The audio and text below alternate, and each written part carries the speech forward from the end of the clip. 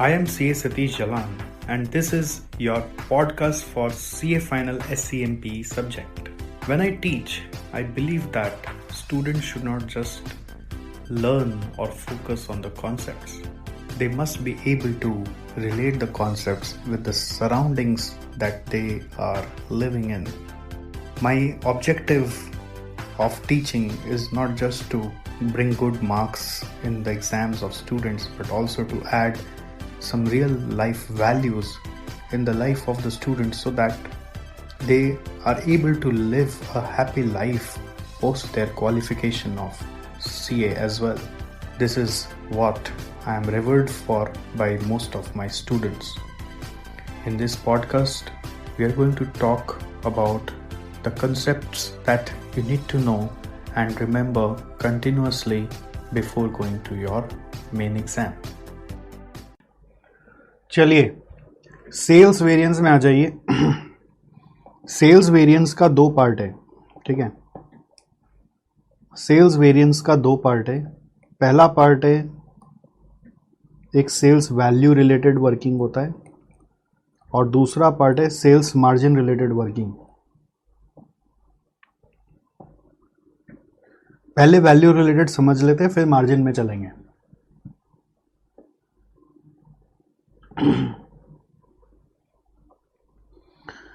कुछ बच्चे बोल रहे सर एक पढ़ाई होता था, वो effect of WIP on variances, on cost variances, equivalent production वाला आप कराते थे, फीफो लीफो लेकर, फीफो और वेटेड एवरेज लेकर। ये हम लोगों का पढ़ाया हुआ है, ठीक है। नॉर्मल क्लासेस में स्टैंडर्ड कॉस्टिंग फीफो ही फॉलो करता है, ऐसा कुछ बताया हुआ था सर। तो वो चीज़ आप कराए नहीं सर, वो नहीं कराए क्योंकि आपका इंस्टीट्यूट मैट में उसको लेकर कोई डिस्कशन नहीं है, ठीक है। Not in ICI latest mat, इसलिए उसको हटा दिया। पहले नॉलेज पर्पस के लिए रखा हुआ था, ठीक है। पुराने मैथ्स में नॉलेज पर्पस के लिए रखा हुआ था, अभी पूरा हटा दिया मैंने। उसके जो भी सम्स थे वो भी हटा दिए। अब आ गया तो मैं नहीं जानता, सिंस इंस्टीट्यूट मैट में लेटेस्ट मैट में नहीं है, तो इस बार मैंने थोड़ा सा बोल्ड डिसीजन लिया, हिम्मत किया और उसको हटा दिया। पहले मैं हटाने में डरता था, इस बार मैं थोड़ा सा निडर होके बस एक स्टेप आगे बढ़ के हटा दिया। चलिए, सेल्स वैल्यू वेरिएंस में अपने सेल्स मैनेजर के लिए वर्किंग कर रहे हैं और देख रहे हैं कि वो सेल्स हमारे लिए जनरेट कर पा रहा है कि नहीं कर पा रहा है। इसके लिए जो कार्ड बनता है उसका नाम है सेल्स कार्ड। और सेल्स कार्ड का खूबी क्या है कि यहाँ पर बजटेड सेल्स और एक्चुअल सेल्स से सीधा कॉपी करते हैं। बजटेड सेल्स और एक्चुअल सेल्स सीधा कॉपी करते हैं।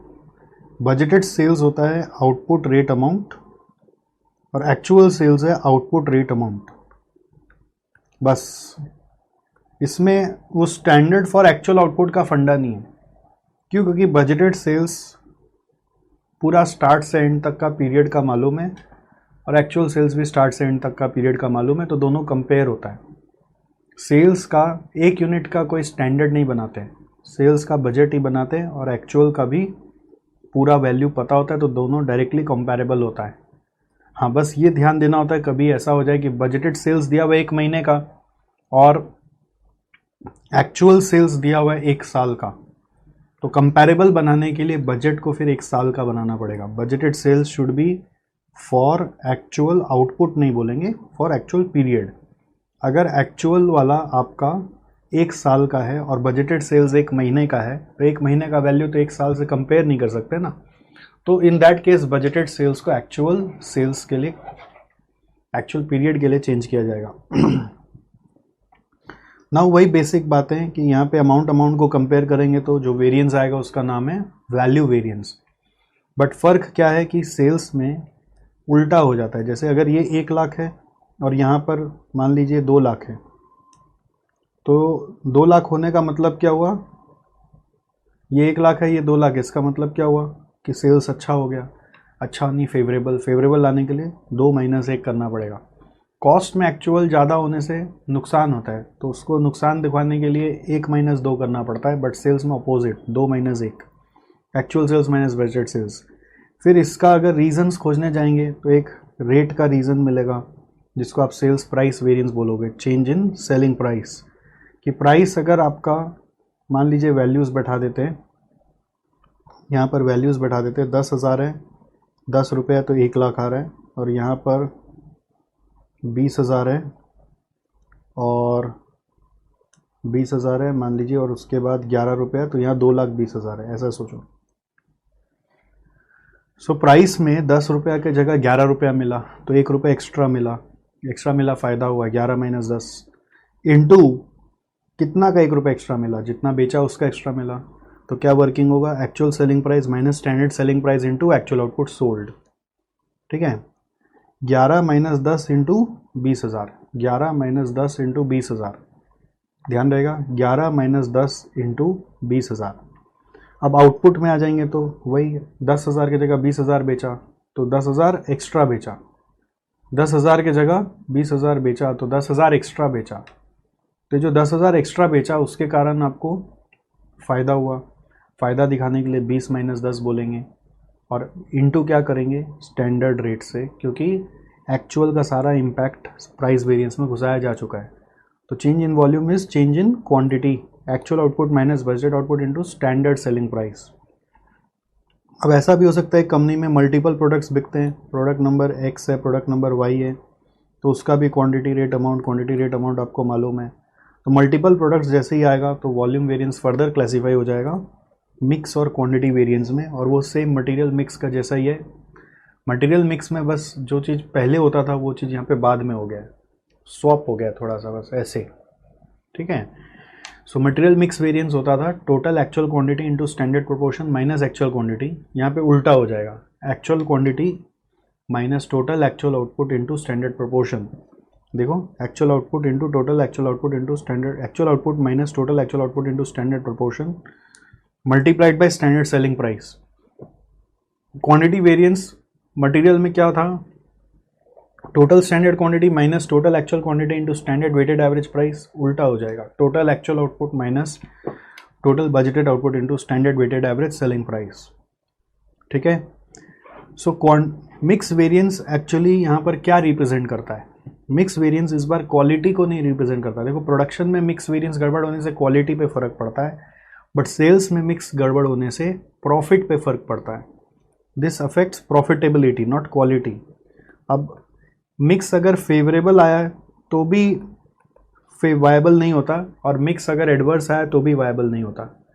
ठीक है, क्योंकि देखो, मिक्स अगर आप कोई भी चीज़ को बेचकर, कॉम्बिनेशन को बदल कर अगर आप मिक्स में फेवरेबल ले आए, इसका मतलब क्या हुआ कि आपने किसी पर्टिकुलर प्रोडक्ट का डिमांड को फुलफ़िल नहीं किया, दूसरा प्रोडक्ट का डिमांड को फुलफ़िल कर दिया। तो एज अ कॉन्सिक्वेंस जिसका ज़्यादा बेचना था वो नहीं बेचा, यदि तो जिसका नहीं बेचना था उसका ज़्यादा बेच दिया, तो उस प्रोडक्ट का मार्केट शेयर आपका हाथ से निकल सकता है। तो मिक्स वेरिएंस में एडवर्स भी प्रॉफिट को अफेक्ट करेगा ही, बट फेवरेबल भी लॉन्ग टर्म प्रॉफिट को हिट कर जाएगा, बिकॉज आपका किसी प्रोडक्ट का हो सकता है मार्केट हाथ से निकल जाएगा, क्योंकि आपने उस प्रोडक्ट का जितना बेचना चाहिए उतना बेचा नहीं। Next, sales quantity variance actually check करता है कि रियली हमारे सेल्स मैनेजर का एबिलिटी है कि नहीं है, बट हम लोग उसको एबिलिटी को फर्दर क्रॉस चेक करने के लिए, एग्जामिन करने के लिए इसको भी 2 पार्ट में एनालाइज करते हैं। सेल्स ग्रो करने का या एक्स्ट्रा सेल्स होने का एक मेजर रीज़न होता है कि इंडस्ट्री ग्रो कर गया। अगर इंडस्ट्री ग्रो कर गया तो उसका क्रेडिट सेल्स मैनेजर को नहीं दिया जा सकता। तो इसलिए हम लोग इंडस्ट्री ग्रोथ वेरिएंस या मार्केट साइज वेरिएंस एक निकालते हैं जो मेज़र करता है कि इंडस्ट्री कितना से ग्रो किया। जैसे फॉर एग्जांपल इसी डेटा को और आगे बढ़ाया जाए, मान लीजिए 5,000 है, यहाँ पे 9 रुपया है, तो ये 45,000 है, और यहाँ पर मान लीजिए एक्चुअल में हमने बेच दिया 6,000 और यहाँ पे 10 रुपये करके बेच दिया, 60,000 आ गया। तो टोटल आउटपुट हम लोगों को बेचना था 15,000, हमने बेचा कितना 26। तो ऐसे तो बहुत अच्छा परफॉर्मेंस दिख रहा है। टोटल आउटपुट बेचना था 15,000 अगर आप देखें, और हमने बेचा कितना 26,000। The performance is very nice, but we are not trusting this. ऐसे देखने से क्वांटिटी वेरिएंस में बोलेगा 15 माइनस 26 का डिफरेंस लो, बट एक्चुअल ज़्यादा है, तो एक्चुअल ज़्यादा है मतलब फेवरेबल है। फेवरेबल आने के लिए 26 माइनस 15 दिखाना होगा, total actual output minus total budget output. तो ज़्यादा बेच रहा है इसका मतलब सेल्स मैनेजर में बात तो है, ठीक है। बट हम लोग इसको फर्दर चेक करने जा रहे हैं कि सच में उसके मेहनत से ज़्यादा हुआ है कि ऊपर वाले का कोई करिश्मा हुआ। तो ऊपर वाले का करिश्मा का मतलब है इंडस्ट्री का साइज क्या था। जब आप 15,000 सोचे थे तो मार्केट में कितना बिक रहा था, तब पता चला मार्केट में बिक रहा था 1 लाख। तो हम लोगों को 15% मिलने का बात था तो 15,000 हुआ। बट अभी एक्चुअल में आप खबर लगवाए कि इंडस्ट्री साइज बढ़ के हो गया 2 लाख। यदि इंडस्ट्री साइज बढ़ के 1 लाख से 2 लाख हो गया, इसका मतलब क्या हुआ? इंडस्ट्री साइज 1 लाख से 2 लाख हो गया, इसका मतलब क्या हुआ? तो अगर मैं एक्चुअल नहीं देखने जा रहा, अगर 1 लाख पे 15,000 है तो 2 लाख पे तो 30,000 होना चाहिए था। अगर इंडस्ट्री डबल हो गया है तो हम लोग तो कम से कम डबल करेंगे। 1 लाख पे जब 15 है तो 2 लाख पे 30 होना चाहिए था। अब एक्चुअल में हुआ कितना? 26। तो समझ में आया कि सेल्स मैनेजर का परफॉर्मेंस अच्छा नहीं है। 15 का 26 डायरेक्टली ट्रस्टेबल नहीं है, because sales is also influence by industry size. So industry size check करने से आपको समझ में आता है कि एक्चुअली जो सेल्स मैनेजर है वो कैसा परफॉर्म कर रहा है। जो इंडस्ट्री साइज के कारण फ़ायदा या नुकसान हो रहा है वो अनकंट्रोलेबल है, बट उसके इफेक्ट को देखने के बाद, इंडस्ट्री साइज नया वाला अपडेट होने के बाद अगर सेल्स में कुछ एक्स्ट्रा आ रहा है तो फिर सेल्स मैनेजर की क्रेडिबिलिटी है, ठीक है। इंडस्ट्री साइज देखने के बाद जो वेरिएंस निकलता है उसका नाम है शेयर वेरिएंस। इसको देखने का एक और तरीका हो सकता है, जैसे आप इस चीज़ पे थोड़ा ध्यान देंगे, गौर करके सीखेंगे। ओरिजिनल स्टैंडर्ड है जो मैं ऊपर में दिया, जो दिखा रहा है 15,000 बेचना था, ओके। उसका टोटल है 1,45,000। अगर आप ऊपर में देख रहे हैं टोटल है 145। यहाँ पे अगर आप देखेंगे तो ये टोटल आ रहा है 145। फिर एक्चुअल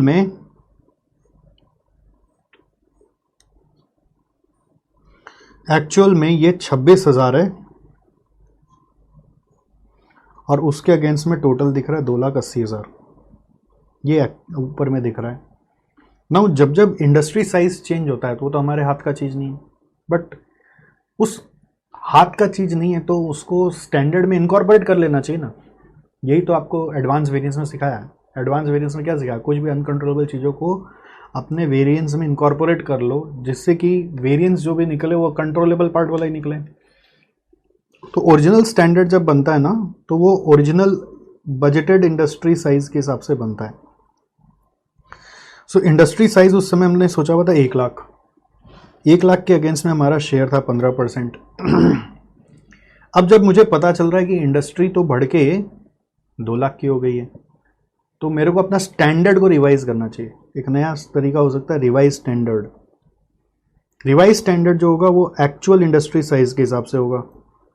रिवाइज स्टैंडर्ड कैसे होगा? एक्चुअल इंडस्ट्री साइज के हिसाब से होगा। और एक्चुअल इंडस्ट्री साइज हमारा हो गया 2 लाख। तो जब हम 1 लाख पे 15% सोच रहे हैं तो 2 लाख पे तो हमारा 30,000 हो जाना चाहिए ना।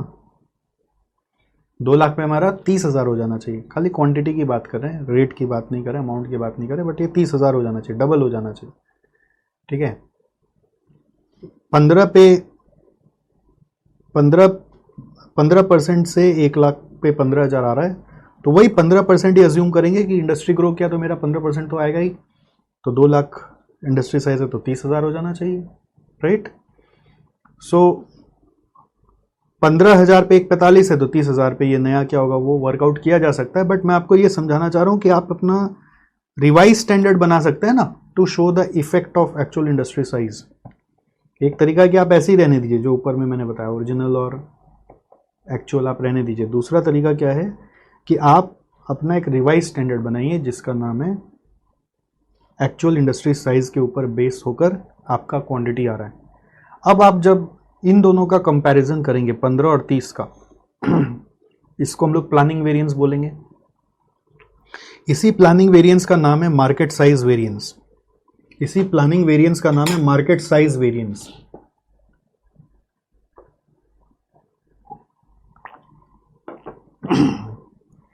इसी प्लानिंग वेरिएंस का नाम है मार्केट साइज वेरिएंस, ठीक है। और जब आप रिवाइज स्टैंडर्ड और एक्चुअल का कंपैरिजन करेंगे तो इसका नाम है ऑपरेटिंग वेरिएंस, और इसी का हमारे यहाँ पे नाम है market share variance. Market share variance, तो ये एडवांस वेरिएंस से लिंक करके आपको पढ़ाया। इस चीज़ को आप ऐसे नहीं करके और एक तरीका से कर सकते हैं। जैसे आपको समझ में आ रहा है 15,000 और 30,000 में 15,000 का डिफरेंस फेवरेबल डिफरेंस है। ये फेवरेबल है। फेवरेबल क्यों है? क्योंकि इंडस्ट्री ग्रो किया है तो फेवरेबल है। तो उसको देखने का तरीका ये हो सकता है कि 1 लाख से 2 लाख का डिफरेंस, 1 लाख से इंडस्ट्री ग्रो किया है तो 1 लाख से 2 लाख हुआ, तो पूरा 1 लाख आपका तो नहीं होगा ना। आपका कितना होगा? जो शेयर था पहले यदि 15% था, तो अभी भी आप 1 लाख से 2 लाख किए तो 15% शेयर ही आप अपने लिए अज्यूम करोगे। 1 लाख से 2 लाख यानी 1 लाख का 15% आपका, यानी 15,000 आपका। उसी को देखने का दूसरा तरीका क्या है कि आप अपना ओरिजिनल और रिवाइज स्टैंडर्ड को देखो, 15 और 30। तो प्लानिंग वेरिएंस भी बोल सकते हो इसको, मार्केट साइज वेरिएंस भी बोल सकते हो। और उसी तरह से आप शेयर अगर निकालोगे तो 26,000 मिला है आपको 2 लाख पे, तो ये 13% आ रहा है। ठीक है, तो शेयर में आप देखिए 13% मिला जबकि मिलना था 15। 13% मिला जबकि मिलना था 15, तो 2% का नुकसान हुआ। कितना यूनिट पर? ये 2 लाख यूनिट पर। 2 लाख यूनिट पे 2% कितना होता है? 4,000 होता है। 2 लाख यूनिट पर 2% का शेयर का नुकसान हुआ है। शेयर का डिफरेंस देखो, 13 मिला जबकि मिलना था 15, तो 2% का नुकसान हुआ है for 2 lakh on 2 lakh unit. 2 lakh unit क्यों ले रहे हैं? बिकॉज 13% आया 2 लाख पे, और आपको इंडस्ट्री साइज देखने के बाद 15% भी चाहिए 2 लाख पे, तो 2% का नुकसान हुआ है ऑन 2 लाख। ठीक है, यानी 4,000 यूनिट का नुकसान हुआ है। वो 4,000 यूनिट आपको यहाँ पे दिख रहा है ऑपरेटिंग वेरिएंस में भी, 30,000 और 26,000। तो ये क्या तो तरीका है कि ये वाला फॉलो करो। देखो, actual industry size minus budget industry size which is 1 lakh minus 2 lakh से 2 लाख माइनस 1 लाख बोला जाएगा, इंटू आपका share 15% into standard weighted average price. दूसरा शेयर वेरिएंस करो। शेयर वेरिएंस में क्या होता है? 13% minus 15%, 13 minus 15 multiplied by actual industry size which is 2 lakh, क्योंकि अब मेरे को 13% मिला है 2 लाख पे और 15 भी चाहिए 2 लाख पे, into standard weighted average selling price. Weighted average इसलिए क्योंकि आप ओवरऑल बेसिस पे चल रहे हो, स्टैंडर्ड इसलिए क्योंकि आप क्वांटिटी वेरिएंस को फर्दर एनालाइज कर रहे हो, वॉल्यूम वेरिएंस को फर्दर एनालाइज कर रहे हो, जहाँ पे सब स्टैंडर्ड रेट चल रहा है। दूसरा तरीका क्या है? वही चीज़ यहाँ पे दिखा रहे हैं। देखो, revise sales units minus budgeted sales units into standard weighted average selling price, और यहाँ पे actual sales units minus revise sales units into standard weighted average selling price. ये मैंने इसी बार ऐड किया है। पहले मैं जब पुराने बैचेस में कराया था तो इस तरह से नहीं बताता था। ठीक है, पुराने बैचेस में ऊपर वाला से बताता था। अभी लेटेस्ट बैच में हमने इस तरह से भी सम्स कराया था, तो आपको रिवीजन क्लास के थ्रू बता दिया, तो आप अपने आप को और अपडेट कर लेंगे। इस तरह से भी हम कर सकते हैं एग्जाम में, जब मुझे साइज और शेयर निकालना पड़े। तो इस तरह से आप को रिलेट भी कर सकते हो कि size variance is nothing but planning variance and share variance is your operating variance. Operating variance में जो भी फायदा आया, नुकसान आया, वो कंट्रोलेबल है। अगर फ़ायदा आया तो आपको तारीफ़ करना चाहिए, नुकसान आया तो आप रेप्रीमेंड कर सकते हैं। बट साइज़ में जो भी फेवरेबल या एडवर्स आया उसमें हमारे मैनेजर का कोई दोष नहीं है। So reasons for sales overhead नहीं होगा, यहाँ पे सेल्स वैल्यू वेरिएंस होगा। Reasons for sales value variances. So पहला इसमें सेल्स प्राइस वेरिएंस का रीज़न क्या हो सकता है? आपने डिस्काउंट दे दिया ज़्यादा हो बल्क बाइंग के लिए, आपने हो सकता है इंटेंशनली इस बार प्राइस को लो रखा हो कि लॉन्ग टर्म में बेनिफिट मिलेगा। कोई मार्केटिंग कैंपेन चलाया, पुअर परफॉर्मेंस व सेल्स मैनेजर का नेगोशिएट नहीं किया ढंग से, मार्केट कंडीशन ख़राब था। तो आप देखिए, पहला 4 अपने हाथ का चीज़ है, बट मार्केट कंडीशंस का चीज़ अपने हाथ में नहीं है, ये अनकंट्रोलेबल है। सेल्स वॉल्यूम वेरिएंस का रीज़न क्या है? सेल्स वॉल्यूम वेरिएंस का रीज़न है कि मिक्स गड़बड़ हुआ होगा, या फिर साइज़ गड़बड़ हुआ है, या फिर शेयर गड़बड़ हुआ है। चेंज इन इंडस्ट्री साइज, और एक पॉइंट लिखो, चेंज इन मार्केट शेयर। मेरा जो 3 रीज़न है, जैसे मिक्स और क्वांटिटी था, तो क्वांटिटी का 2 पार्ट है ना, साइज शेयर। तो मिक्स, साइज और शेयर ही मेन रीज़न है वॉल्यूम गड़बड़ होने का। तो मिक्स वेरिएंस को लेके बोल रहे हैं कि lack of communication on impact of changes in mix. अगर हम अपने मैनेजर को बताएं ही नहीं कि भाई इसका मिक्स मेंटेन करने का क्या कारण है, एक तो प्रॉफिट का कारण है, दूसरा कंपटीशन में रहने का कारण है कि x 10 बेचना है, y 5 बेचना है, इससे मेरा प्रॉफिट आता है एक, और x 10 5 बेचने से एक मार्केट में एक नीड फुलफिल होता है। अगर हम उसमें आगे पीछे कर देंगे, x कम बेच देंगे, y ज़्यादा बेच देंगे, तो टोटल सेल्स तो ज़्यादा हो जाएगा, बट जो x का ग्राहक है वो कहीं और चला गया तो बाद में लॉन्ग टर्म में नुकसान हो जाएगा, और प्रॉफिट पे भी नुकसान इस बार हुआ होगा अलग। Sales managers inability to push the mix of sales to the customers. Sales quantity variance में दो कारण है, चेंजेस इन इंडस्ट्री साइज और दूसरा कारण है चेंजेस इन मार्केट शेयर। ठीक है, सो इंडस्ट्री साइज ग्रो करने का जो कारण होता है वो हमारे हाथ में नहीं है, वो अनकंट्रोलेबल है।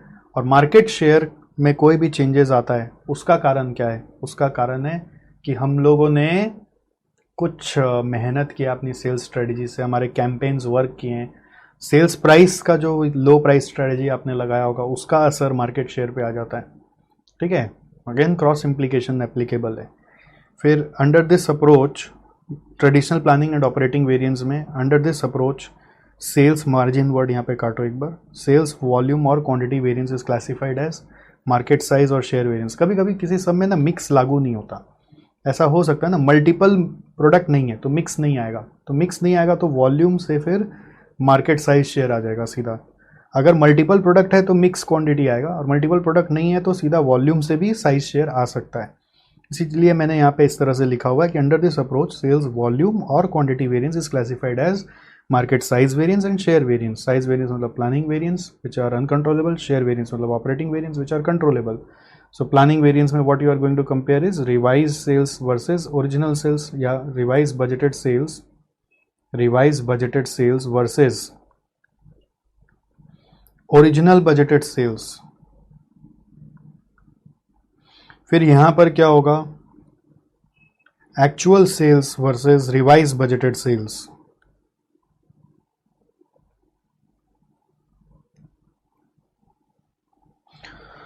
Excuse me. नेक्स्ट, साइज और शेयर वेरिएंस को देखकर हम लोग उसको बीसीजी मैट्रिक्स से लिंक कर सकते हैं। ये अगेन एक नॉलेज पर्पस के लिए है कि साइज वेरिएंस का दूसरा नाम होता है ग्रोथ, मार्केट ग्रोथ, और शेयर इज शेयर ओनली।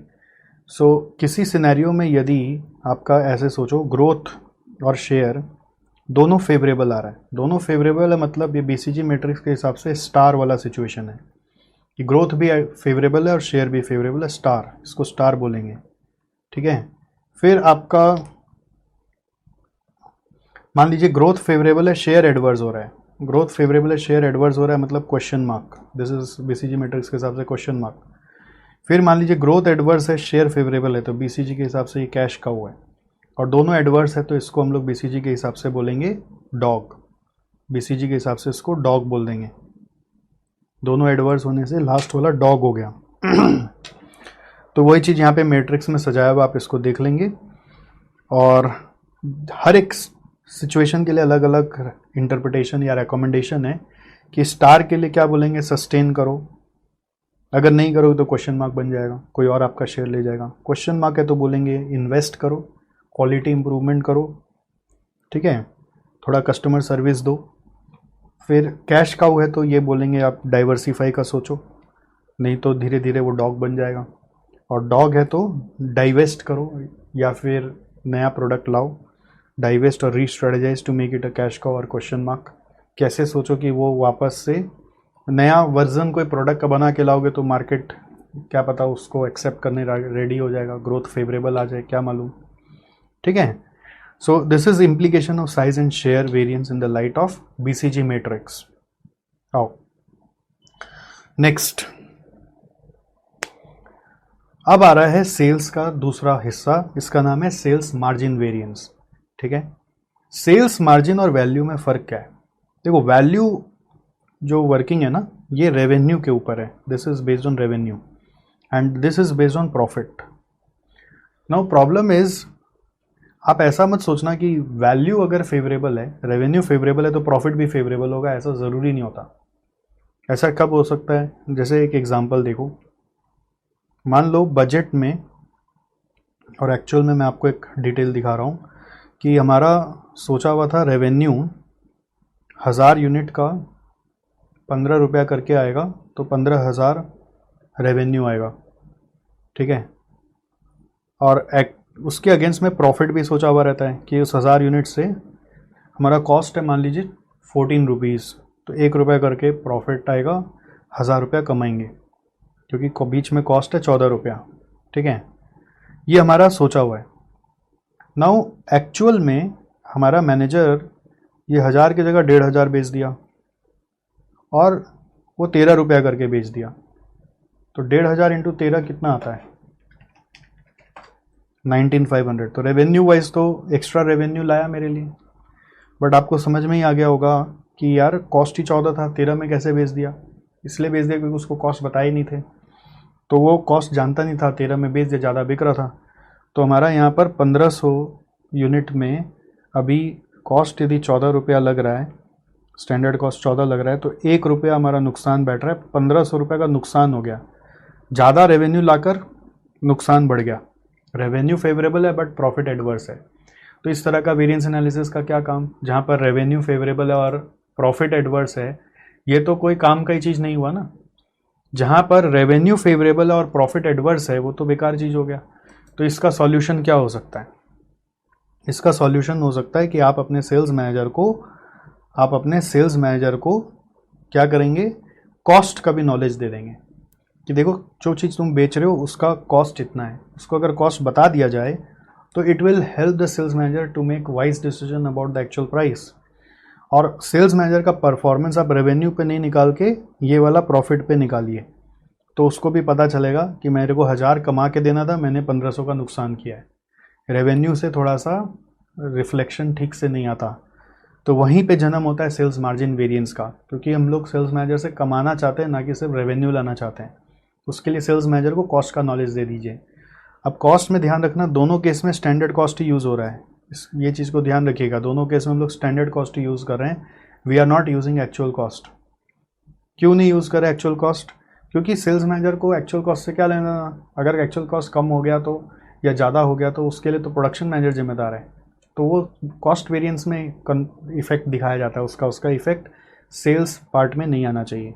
ठीक है, तो स्टैंडर्ड कॉस्ट पे ही यहाँ पे वर्किंग होगा, because sales manager has nothing to do with actual cost, that is totally the responsibility of our production manager. So ये प्रॉफिट को जब कंपेयर करके अपना वेरिएंस एनालिसिस हो रहा है, उसका नाम है सेल्स मार्जिन वेरिएंस। अब ये प्रॉफिट अगर आप खाली वेरिएबल कॉस्ट को लेके निकाल रहे हो तो उसको कंट्रीब्यूशन बोलना पड़ेगा, अगर आप स्टैंडर्ड में टोटल कॉस्ट लेके निकाल रहे हो तो उसको प्रॉफिट बोलना पड़ेगा। तो इसको कंट्रीब्यूशन वेरिएंस भी बोल सकते हैं या प्रॉफिट वेरिएंस भी बोल सकते हैं, depending on how you are taking the cost. So यहाँ पर ही अगर हर जगह हम लोग सेल्स वर्ड के जगह अब एक्चुअल प्रॉफिट लेने लग जाएं तो ये मार्जिन वेरिएंस में कन्वर्ट हो जाएगा। बस नया चीज़ क्या है, जैसे ये सेलिंग प्राइस पे बेस्ड था वो प्रॉफिट पर यूनिट पे बेस्ड होगा, बट यहाँ पे जो एक्चुअल प्रॉफिट आ रहा है वो स्टैंडर्ड कॉस्ट पे आ रहा है। तो ये आ गया पूरा मार्जिन वेरिएंस 1+1 का बोनांजा पे पूरा free. Actual profit based on standard cost, budget profit at standard cost, इस चीज़ पे खाली ध्यान देंगे। फिर सेल्स प्रॉफिट का प्राइस वेरिएंस और वॉल्यूम वेरिएंस होगा। सेल्स प्रॉफिट का प्राइस वेरिएंस में दोनों प्रॉफिट का रेट को कंपेयर करेंगे मल्टीप्लाइड बाय एक्चुअल आउटपुट। अब जब दोनों प्रॉफिट का रेट को कंपेयर करते हैं ना, तो उसमें दोनों केस में स्टैंडर्ड कॉस्ट ही यूज़ हुआ हुआ है, तो स्टैंडर्ड कॉस्ट कैंसिल आउट हो जाता है, तो it is just the difference between price now. तो इसलिए सेल्स प्रॉफिट प्राइस वेरिएंस और सेल्स प्राइस वेरिएंस का रिजल्ट सेम आता है। प्रॉफिट का रेट वेरिएंस में होता है actual profit per unit minus standard profit per unit into actual output. So actual profit per unit है actual price minus standard cost, and यहाँ पर है standard price minus standard cost into actual output. So standard cost आपका cancel out हो जाएगा, तो क्या बचेगा, actual price minus standard price into actual output करके आ जाएगा result, right. So profit price variance और सेल्स प्राइस वेरिएंस एक ही होता है, तो प्रेफर करना चाहिए कि सेल्स प्राइस वेरिएंस से ही काम हो जाए, क्योंकि ये थोड़ा इजी होता है वर्किंग करना। प्रॉफिट प्राइस में तो फिर प्रॉफिट का रेट चाहिएगा। Profit volume variance is just the same now, कोई भी चेंज नहीं है, खाली रेट लास्ट में चेंज हो रहा है। यहाँ पे हर जगह खाली रेट में प्रॉफिट बैठा रहे, बाकी सारा ज्ञान एज इट इज़ ही है, कोई चेंजेस नहीं है, ठीक है। Instead of margin, we can use word profit or contribution as given in details. The variance is computed to evaluate the performance of sales manager in true sense. As sales manager is not responsible for changes in cost, we compute profit based on standard cost only. Under absorption approach, cost में दोनों जाएगा, under marginal approach सिर्फ variable cost आएगा। हाँ, ये एक important चीज़ है कि किसी भी क्वेश्चन में अगर आपको इन्फॉर्मेशन मिला है सेल्स और कॉस्ट दोनों का, तो हमेशा आप प्रॉफिट मार्जिन वेरिएंस ही निकालोगे, इवन इफ क्वेश्चन में बोला है फाइंड सेल्स वेरिएंस, क्वेश्चन में खाली सेल्स वेरिएंस बोला है, बट आपके इंफॉर्मेशन में कॉस्ट है, तो आप सेल्स मार्जिन वेरिएंस ही निकालेंगे। ठीक है, यही बात हमने यहाँ पे लिखा हुआ है। नेक्स्ट, अब असली पढ़ाई जो आपकी स्टैंडर्ड कॉस्टिंग की है, जिससे सबसे ज़्यादा क्वेश्चंस आपको एग्ज़ाम में मिलते हैं, वो शुरू होने जा रहा है। ठीक है, यही एकमात्र आखिरी पढ़ाई भी बोल सकते हैं और असली पढ़ाई भी बोल सकते हैं। इसी के लिए हम लोग इतना दूर का जर्नी कवर करते हुए आए थे। जो मैंने ऑब्जेक्टिव और स्टैंडर्ड कॉस्टिंग बताया था आपको स्टार्टिंग में कि हमें पूरा प्रॉफिट सेंटर का परफॉर्मेंस जानना है, जिसके लिए हम लोग जो स्टेटमेंट बनाते हैं उसका नाम है प्रॉफिट रिकॉन्सिलेशन स्टेटमेंट, वही अब आ गया है। प्रॉफिट रिकॉन्सिलेशन स्टेटमेंट बनाने का 3 अप्रोच है, एक एब्जॉर्प्शन अप्रोच, दूसरा है मार्जिनल अप्रोच, तीसरा रेलिवेंट अप्रोच। किस अप्रोच से क्वेश्चन होगा वो क्वेश्चन खुद बता देगा आपको। ठीक है, जैसे कंट्रीब्यूशन की बातें हो रही है तो मार्जिनल अप्रोच, प्रॉफिट की बातें हो रही है तो एब्जॉर्प्शन अप्रोच। रेलिवेंट अप्रोच तभी यूज़ करते हैं जब क्वेश्चन में चला के बोलेगा, और उसमें भी एक कंडीशन है रेलिवेंट अप्रोच में कि आपका कोई भी एक input, there should be one scarce input, कोई भी एक इनपुट स्कैर्स होना चाहिए। स्कैर्स मतलब जितना चाहिए उतना नहीं मिल रहा है, जितना चाहिए उतना नहीं मिल रहा है। ये अपना मन से तो नहीं मान सकते, ये क्वेश्चन जब बोलेगा तभी देखेंगे। One scarce input, there should be at least one scarce input, then only this relevant approach will be applicable. Now profit reconciliation statement और ये सेल्स मार्जिन वेरिएंस में डिफरेंस क्या है उसको समझिए एक बार।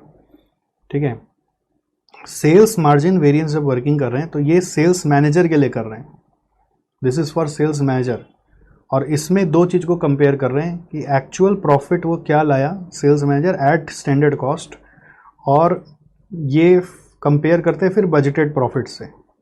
This is for whom, for sales manager, we are working for sales manager. But अब अपने जब प्रॉफिट रिकॉन्सिलेशन स्टेटमेंट बना रहे हैं, when we are making profit reconciliation statement, तो this is for profit reconciliation statement is for profit reconciliation statement is for company, it's not for sales manager. So when they are checking their actual profit, this is supposed to be at actual cost, and when here this budgeted profit is taken, that is as usual. Just the only thing is here we are taking at standard cost, here we are taking at actual cost. So this is for the entire profit center, you can say for the company. Okay, पूरा company के लिए कर रहे हैं, खाली एक manager के लिए नहीं कर रहे हैं। सेल्स मैनेजर को कॉस्ट से मतलब नहीं है, उसको स्टैंडर्ड कॉस्ट से मतलब है, दोनों में स्टैंडर्ड कॉस्ट यूज़ होता है। बट कंपनी को तो पता है ना कि मेरा एक्चुअल कॉस्ट क्या लगा। तो जब कंपनी के लिए वर्किंग कर रहे हैं ना, तो उसके अंदर दोनों मैनेजर घुस जाएगा, प्रोडक्शन मैनेजर भी और सेल्स मैनेजर भी। ठीक है, production manager change in cost का जवाबदारी होगा, standard cost minus actual cost के लिए, जिसको आप बोल सकते हैं कॉस्ट वेरिएंस के लिए, और सेल्स मैनेजर अपना मार्जिन का जवाबदारी देगा। वैल्यू का कुछ नहीं है, वैल्यू का कोई वजूद ही नहीं है, सीख लिया, बट वैल्यू का कोई इंपॉर्टेंस नहीं है। मेन इंपॉर्टेंस मार्जिन वेरिएंस का है, वो जवाबदारी देगा कि उसका मार्जिन गड़बड़ क्यों हुआ, उसके कारण एक्चुअली जो यहाँ पे जो डिफरेंस हुआ उसका जवाबदारी सेल्स मैनेजर देगा। तो इन दोनों का जब हम इफेक्ट को कंबाइन करते हैं तो प्रॉफिट रिकॉन्सिलेशन स्टेटमेंट बनता है। तो प्रॉफिट रिकॉन्सिलेशन में 2 ही चीज़ आता है, एक मार्जिन वेरिएंस और एक कॉस्ट वेरिएंस। अब उसको बस जितना हो सके उतना ब्रेकअप में दिखाते हैं। मार्जिन वेरिएंस में 2 आएगा, margin price, margin volume. Cost variance में सारा आएगा, MCV, LCV, variable overhead cost, fixed overhead cost. अगर हो सके तो उसको भी ब्रेकअप में, एमपीवी, एमयूवी, एलआरवी, एलईवी। ठीक है, variable overhead expenditure, efficiency, fixed overhead expenditure, volume, like that. ठीक है, तो आओ अब देखो, आपको समझ में आ जाएगा कि यहाँ पे हम लोग कर क्या रहे हैं। हम लोग एक्चुअल प्रॉफिट और बजटेड प्रॉफिट का डिफरेंस को स्टडी कर रहे हैं। क्या कर रहे हैं? एक्चुअल प्रॉफिट और बजटेड प्रॉफिट का डिफरेंस को स्टडी कर रहे हैं, and we assume that this difference is due to 2 variance, margin variance and cost variance. तो अगर आप एक इक्वेशन समझ पा रहे हैं कि actual profit minus budgeted profit is equal to cost variance plus margin variance, तो कैन यू राइट कि actual profit will be equal to, इससे क्या समझ में आ रहा है? Actual profit will be equal to, actual profit will be equal to budgeted profit plus cost variance plus margin variance. ठीक है, तो उसी से एक फॉर्मेट बन गया रिकॉन्सिलेशन का, budgeted profit plus margin variance plus cost variance.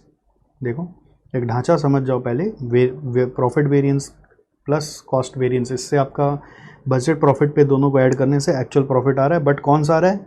वो सेल्स मैनेजर वाला नहीं, एट एक्चुअल कॉस्ट वाला आ रहा है। अब इसमें जितना ब्रेकअप हो सके दिखा देना, MPV, MUV, LRV, LEV, expenditure efficiency, expenditure volume, ठीक है। और प्रॉफिट वेरिएंस में दो ही, एक मार्जिन प्राइस और एक margin volume. Margin price is nothing but sales price, जो यहाँ पे बताया कि मार्जिन प्राइस का शॉर्टकट यूज़ करो, सेल्स प्राइस, ठीक है। मार्जिन प्राइस और मार्जिन प्राइस का दूसरा नाम क्या रखा हुआ है देखो, सेल्स प्राइस और प्रॉफिट प्राइस। अगर एब्जॉर्प्शन अप्रोच चल रहा है तो उसका नाम प्रॉफिट रहेगा, मार्जिनल अप्रोच चल रहा है तो उसका नाम कंट्रीब्यूशन रहेगा। तो प्रॉफिट प्राइस, कंट्रीब्यूशन प्राइस दोनों एक ही है, सब सेल्स प्राइस जितना ही आता है, because ultimately standard cost cancel out हो जा रहा है। फिर प्रॉफिट वॉल्यूम और कंट्रीब्यूशन वॉल्यूम, मार्जिनल अप्रोच है तो कंट्रीब्यूशन वॉल्यूम, एब्जॉर्प्शन अप्रोच है तो प्रॉफिट वॉल्यूम। अब इसमें देखो मैंने एक साथ रखा, इसको अलग अलग क्यों रखा, क्योंकि प्रॉफिट वॉल्यूम और कंट्रीब्यूशन वॉल्यूम का आंसर अलग होता है। क्यों? क्योंकि कंट्रीब्यूशन का रेट ज़्यादा होता है प्रॉफिट के रेट से। Contribution is fix cost plus profit, but profit is excluding the fix cost effect. So contribution volume variance का इफेक्ट में अमाउंट ज़्यादा आता है as compare to profit volume variance. तो कंट्रीब्यूशन वॉल्यूम वेरिएंस आप देखना यहाँ पे एप्लीकेबल नहीं है, बट यहाँ पे एप्लीकेबल है। प्रॉफिट वॉल्यूम वेरिएंस यहाँ पे एप्लीकेबल है। दोनों का अमाउंट अलग अलग होता है। Profit volume variance will be at lesser amount, contribution volume variance will be at higher amount. Contribution volume variance is suppose to cover the effect of both fix cost and profit. तो इसमें ऐसा बोल सकते हैं कि इसमें profit volume variance भी है, इसमें फिक्स कॉस्ट का भी वॉल्यूम वेरिएंस है। तो this is suppose to be higher amount and it will be having fix cost volume variance as well as profit volume variance. इसलिए जब हम अंदर नीचे जाएंगे ना, आप देखिएगा फिक्स्ड ओवरहेड का एक्सपेंडिचर और वॉल्यूम वेरिएंस एब्जॉर्प्शन अप्रोच में आता है। क्यों आता है? क्योंकि एब्जॉर्प्शन अप्रोच जब सिखाया था तो बोला था ना कि फिक्स्ड ओवरहेड को वॉल्यूम से रिलेट करने से पता चल रहा है कि आउटपुट में क्या डिफरेंस आया। मार्जिनल अप्रोच वहीं फिक्स्ड ओवरहेड को वॉल्यूम से रिलेट नहीं करता, तो फिक्स्ड ओवरहेड का वॉल्यूम वेरिएंस यहाँ पे नहीं आता। तो नहीं आता तो मार्जिनल अप्रोच मैंने आपको वहाँ पे बोला था बाद में जाकर सेल्स के समय उस इफेक्ट को कवर कर लेता है थ्रू कंट्रीब्यूशन वॉल्यूम वेरिएंस। तो जो चीज़ मार्जिनल अप्रोच में फिक्स कॉस्ट के समय नहीं आया था वो कंट्रीब्यूशन वॉल्यूम वेरिएंस में दोनों का इफेक्ट को कंबाइन कर लेता है, ठीक है। तो आप देखिए जो एब्जॉर्प्शन अप्रोच में प्रॉफिट वॉल्यूम वेरिएंस और फिक्स्ड ओवरहेड वॉल्यूम वेरिएंस है, अगर हम दोनों को कंबाइन कर देना तो कंट्रीब्यूशन वॉल्यूम वेरिएंस बनेगा। कंट्रीब्यूशन मानी फिक्स कॉस्ट प्लस प्रॉफिट होता है, तो फिक्स कॉस्ट का वॉल्यूम प्लस प्रॉफिट वॉल्यूम को जोड़ देंगे तो कंट्रीब्यूशन वॉल्यूम आ जाएगा। बस एक ही डिफरेंस होता है कि कॉस्ट वेरिएंस प्रोडक्शन पे होता है और प्रॉफिट वॉल्यूम वेरिएंस आपका सेल्स पे होता है। तो प्रोडक्शन और सेल्स का ये चीज़ बस डिफरेंस ज़रूर याद रखना, बट अदरवाइज हम लोग इन जनरल मानते हैं कि fixed overhead volume variance plus profit volume variance मिलकर आपका कंट्रीब्यूशन वॉल्यूम वेरिएंस मैच हो जाएगा।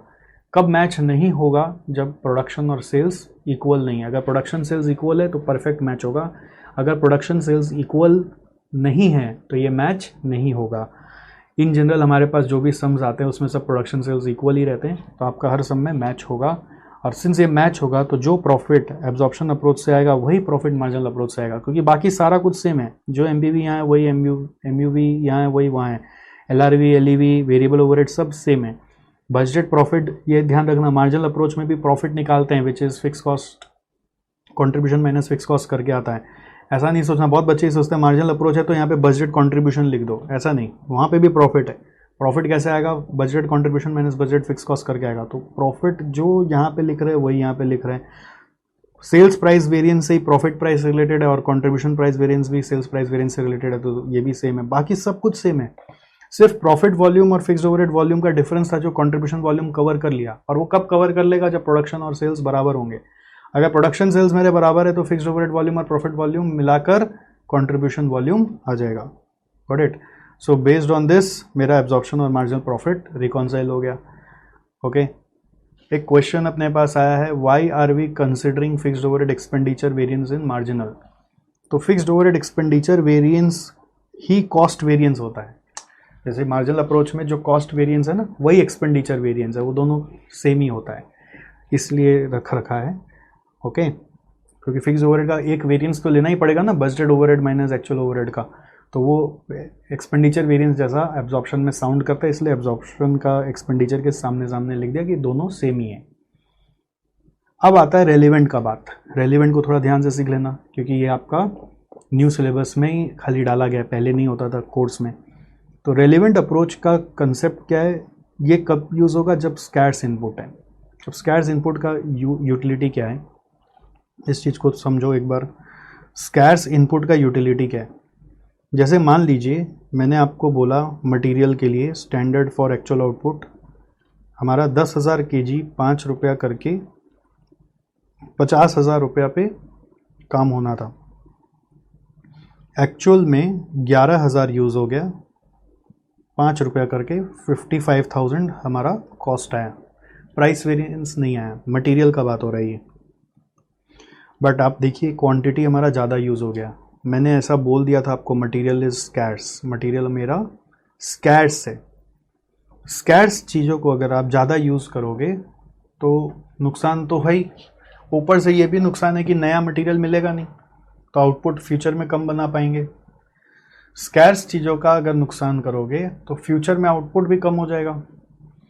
तो MUV इन जनरल आपको समझ में आ ही रहा है कि 10,000 माइनस 11,000 इंटू 5 हुआ है। ये तो बेसिक MUV आया ही है, which is 5,000 adverse. Production manager को मालूम होना चाहिए कि मटेरियल स्कैर्स है। प्रोडक्शन मैनेजर को मालूम होना चाहिए मटेरियल हमारा स्कैर्स है। अगर मटेरियल मेरा स्कैर्स है तो MUV का अमाउंट और बढ़ जाएगा अगर उसने मेरा नुकसान किया है यूसेज ज़्यादा करके। तो नुकसान क्या किया है एक बार इसको समझना। यहाँ पर नुकसान क्या किया है इसको समझना कि आपने जो 1000 kg ज़्यादा यूज़ किया उसके कारण मेरा कंट्रीब्यूशन लॉस्ट जो हो सकता था वो मैं आपके MUV में जोड़ूंगा।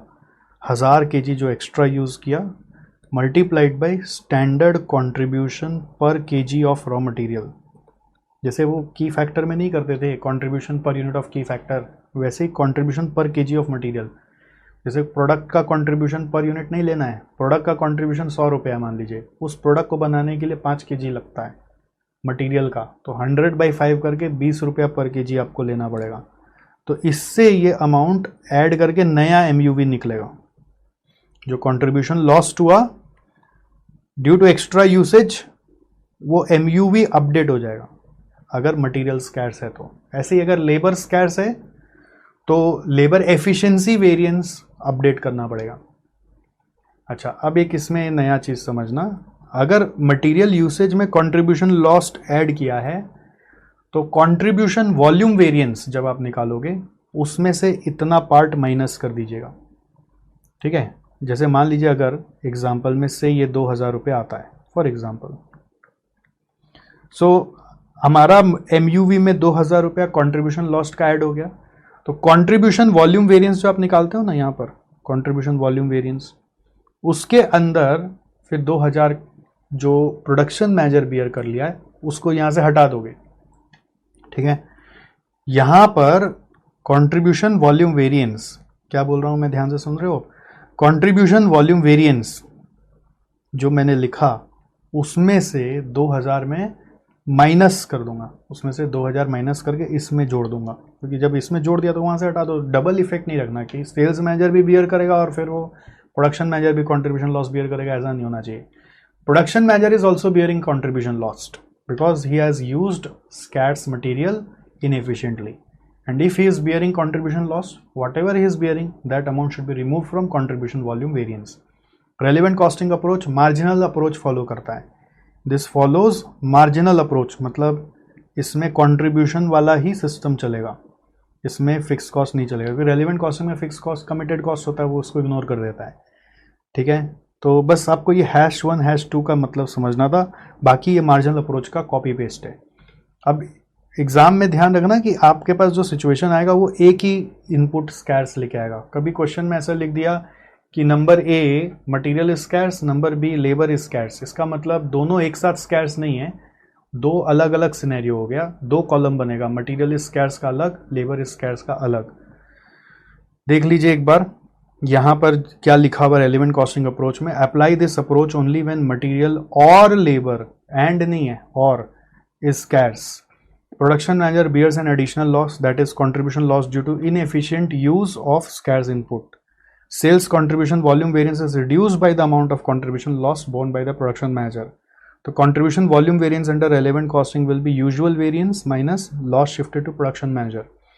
MUV कैसे निकालेंगे? Usual variance plus loss of contribution due to inefficient use of material, जो मैंने आपको यहाँ पे समझा दिया। ठीक है, इसके अलावा आपको रिकॉन्सिलेशन स्टेटमेंट एक और बताया हुआ है प्लानिंग एंड ऑपरेटिंग वेरिएंस के साथ, वो कैसा आता है। जैसे किसी क्वेश्चन में दिया हुआ होगा कि ओरिजिनल बजट था, ठीक है, हर आइटम का, मटेरियल का, लेबर का, वेरिएबल ओवरहेड का, सेल्स का, हर आइटम का ओरिजिनल बजट था।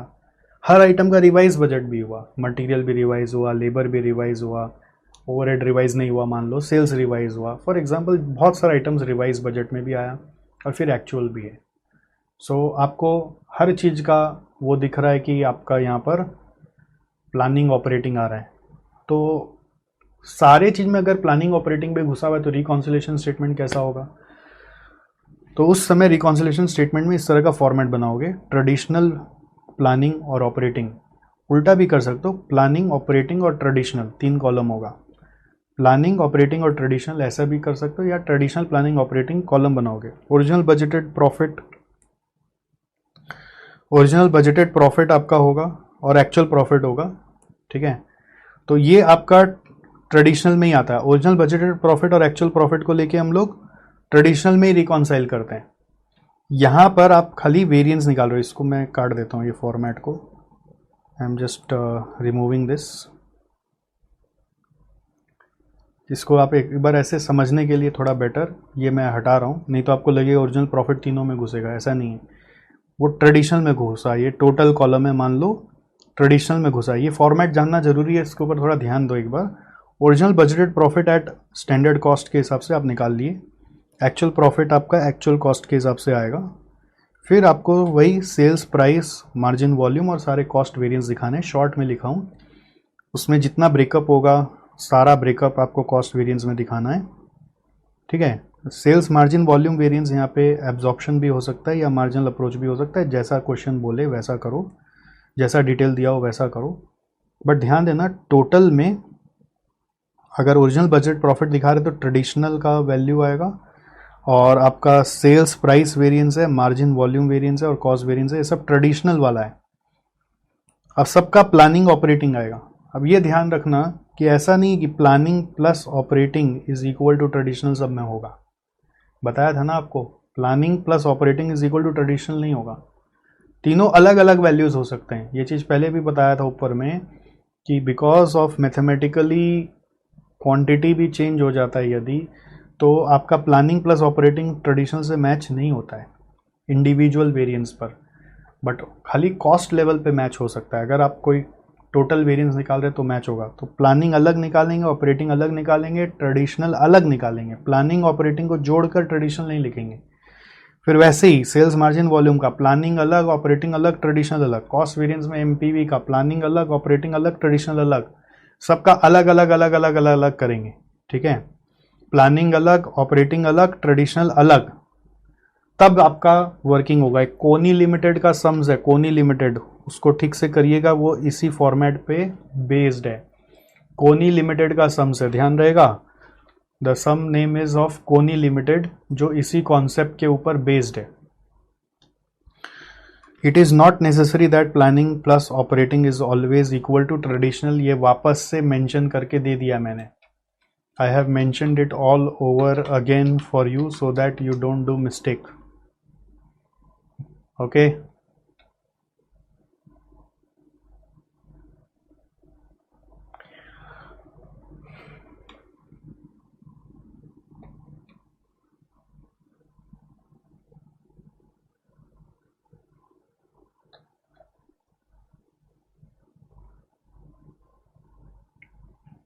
यहाँ पे ये काट देना आप, ये छपा रह जाएगा तो मिस्टेक हो जाएगा। ये छपना नहीं चाहिए था, मेरे यहाँ से टाइपिंग एरर है। ये सब मैं जैसे ये बुक बनेगा कभी तो ठीक करा लूँगा। अभी आप इसको काट देना। ध्यान क्या रखना है कि इन दोनों को जोड़ के ट्रेडिशनल में वैल्यू नहीं बैठा देना है। ठीक है, ट्रेडिशनल अलग होगा, ये आपका नोट 1 होगा तो ये नोट 2 होगा, ये नोट 3 होगा। ऐसे लिख लो तो याद रहेगा। ये नोट 4 होगा, ये नोट 5 होगा तो ये नोट 6 होगा, ये नोट 7 होगा तो ये नोट 8 होगा तो ये नोट 9 होगा। मतलब ऐसा नहीं सोचना कि बस मैं प्लानिंग ऑपरेटिंग जोड़ूंगा और ट्रेडिशनल आ जाएगा। फिर profit statement is also called as income statement, annual profit statement, reasons for variation in profit और प्रॉफिट इंप्रूवमेंट प्लान। कभी प्रॉफिट इंप्रूवमेंट प्लान पूछ लिया तो भी रिकॉन्सिलेशन स्टेटमेंट दिखाना, इसके ऊपर एक क्वेश्चन मिलेगा आपको, ठीक है, इसको ध्यान दीजिएगा। There is no change in format even when production and sales quantity are not same, अगर दोनों सेम नहीं मिला तो भी यही फॉर्मेट है। कभी स्टॉक वैल्यूएशन को लेके स्टैंडर्ड कॉस्टिंग में बात हो, चाहे सिंगल प्लान हो चाहे पार्शियल प्लान हो, फिनिश गुड्स और WIP दोनों में एक स्टैंडर्ड कॉस्ट पे वैल्यूएशन होता है।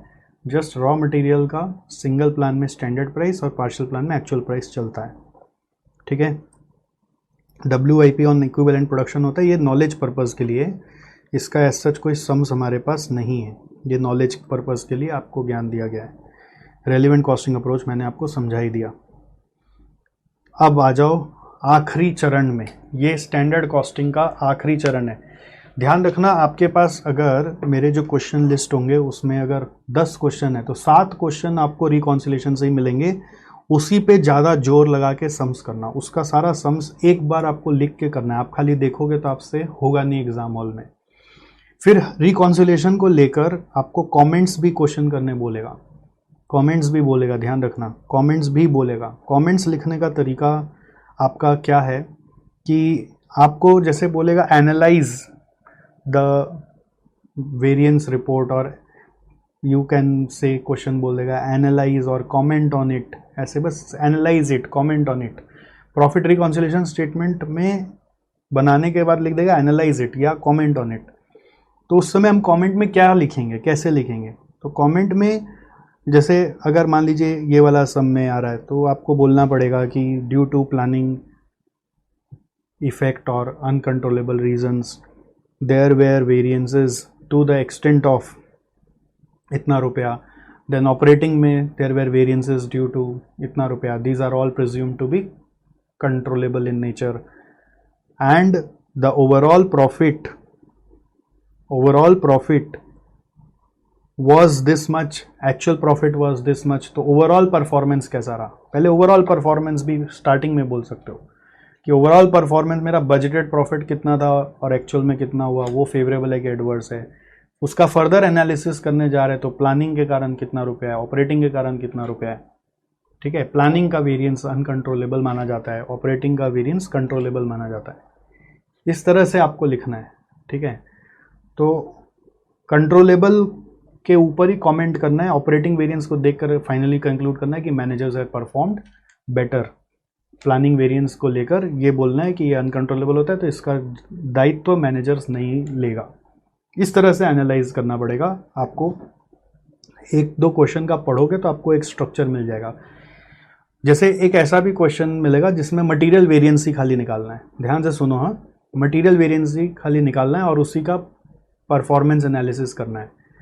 तो मटेरियल वेरिएंस को लेकर पहले बोलोगे कि देखो ओवरऑल बेसिस में मटेरियल कॉस्ट वेरिएंस इतना आ रहा है, ठीक।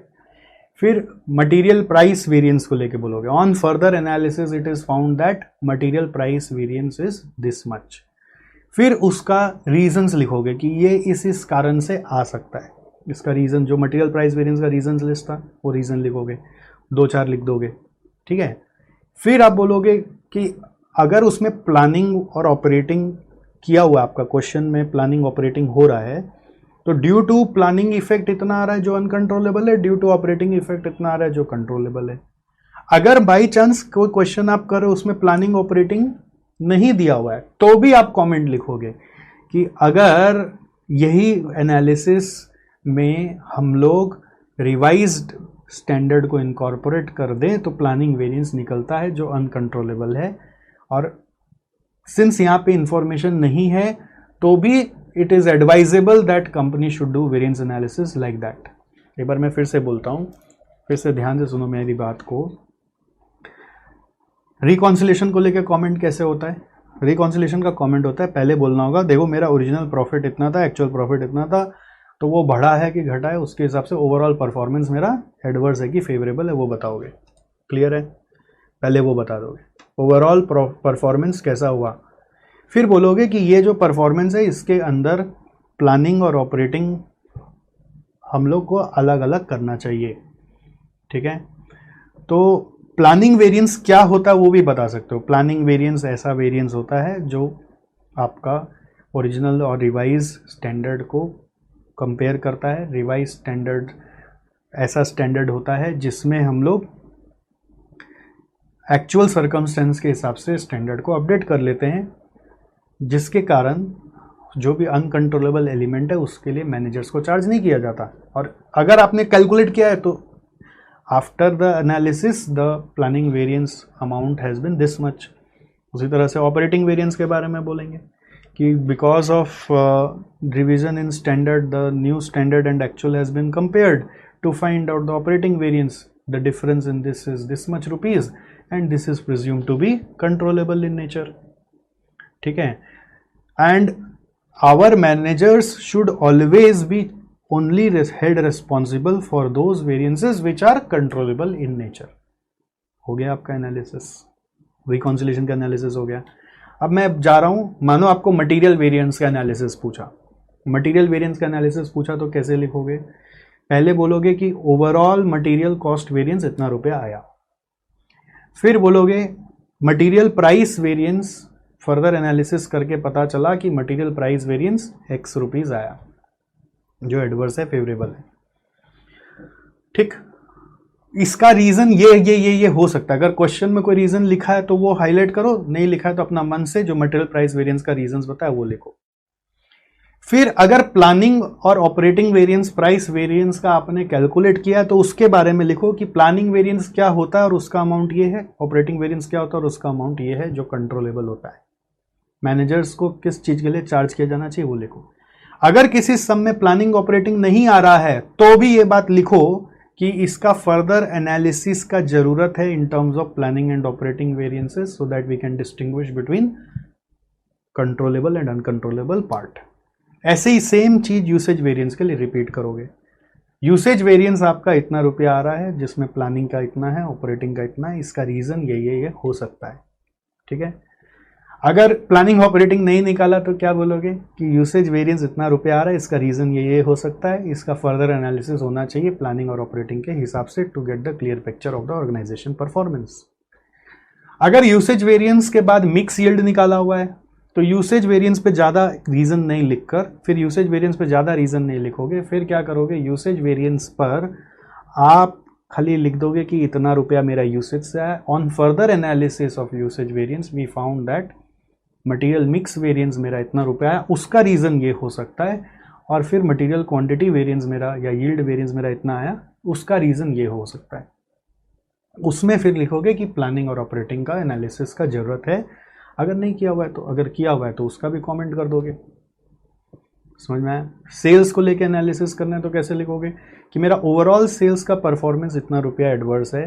ठीक है, फर्दर एनालिसिस करके पता चला कि सेल्स प्राइस वेरिएंस इतना रुपया एडवर्स है, उसका रीज़न ये हो सकता है। सेल्स वॉल्यूम वेरिएंस का अमाउंट इतना है, उसका रीज़न ये हो सकता है। और हम लोगों को उसमें प्लानिंग और ऑपरेटिंग को अलग अलग अगर हम देखें तो प्लानिंग वेरिएंस उसमें होता है मार्केट साइज वेरिएंस और ऑपरेटिंग वेरिएंस होता है मार्केट शेयर वेरिएंस। तो वो निकाला हुआ है तो उसके बारे में लिखोगे और उसका फिर रीजंस लिख के कंक्लूड करोगे। समझ में आया? एक बार मैंने फ्रेमवर्क बता दिया आपको कि इस तरीके से आपको करना है। नाउ जब आप क्वेश्चन को पढ़ोगे आपको लगेगा हाँ सर ने बोला वही है, अरे ये क्या हुआ है तो मैजिक हो गया। आपको पूरा वही लगेगा। पहले ओवरऑल परफॉर्मेंस आप एक शॉर्ट में लिख लीजिए कीवर्ड्स कि सबसे पहले क्या लिखेगा आप। कमेंट्स में कैसे जाएंगे, कमेंट्स में मैं कुछ कमेंट्स या एनालिसिस लिखना है वेरिएंस का, तो सबसे पहले ओवरऑल परफॉर्मेंस के बारे में बोल देंगे। फिर उसके बाद आप क्या बोलेंगे, फिर उसका further analysis. On further analysis कोई एक वेरिएंस को पकड़ेंगे, उसका कोई एक सब वेरिएंस को पकड़िए, उस सब वेरिएंस का अमाउंट पे कमेंट करिए कि वो फेवरेबल है कि एडवर्स है। फेवरेबल एडवर्स बोलिए, फिर उसका रीज़न बताइए। ठीक है, फिर उसमें बोलिए वो प्लानिंग ऑपरेटिंग का कितना एलिमेंट है। अगर नहीं है तो भी बोलिए, है तो भी बोलिए। है तो अमाउंट बताएंगे और बोलेंगे वो कंट्रोलेबल है कि अनकंट्रोलेबल है, और नहीं किया हुआ है तो बोलेंगे कि फर्दर ऐसा एनालिसिस करना चाहिए। समझ में आया? इस तरह से सारे सब वेरिएंस को टच करके आप आ जाएंगे। यही बेसिक ढांचा है कमेंट्स और एनालिसिस करने का। और बाकी रीजंस जो है ये आपको मन से लिखना पड़ेगा बाय ओन, और आपको हो सके तो क्वेश्चन में कुछ केस में दिया हुआ है तो वो ले लेंगे, और इन क्वेश्चन कुछ मैच हो रहा है तो वो ले लेंगे। ओके। और एक बात ये भी है बाय ओन और इन क्वेश्चन के बाद एक बात और है कि क्रॉस लिंक भी करके देखेंगे। जैसे कि कोई भी सब वेरिएंस में रीजन में ना क्रॉस लिंक को भी कोशिश करिएगा, क्रॉस लिंक सब वेरिएंसेस, कि शायद लेबर एफिशिएंसी वेरिएंस एडवर्स आने का कारण लेबर रेट वेरिएंस फेवरेबल था, इसलिए सस्ता वर्कर को लाया, इनएक्सपीरियंस वर्कर को लाया, इसलिए एफिशिएंसी वेरिएंस एडवर्स हो गया। क्रॉस लिंक सब वेरिएंस इफ पॉसिबल, अगर पॉसिबल है तो क्रॉस लिंक भी कर देंगे।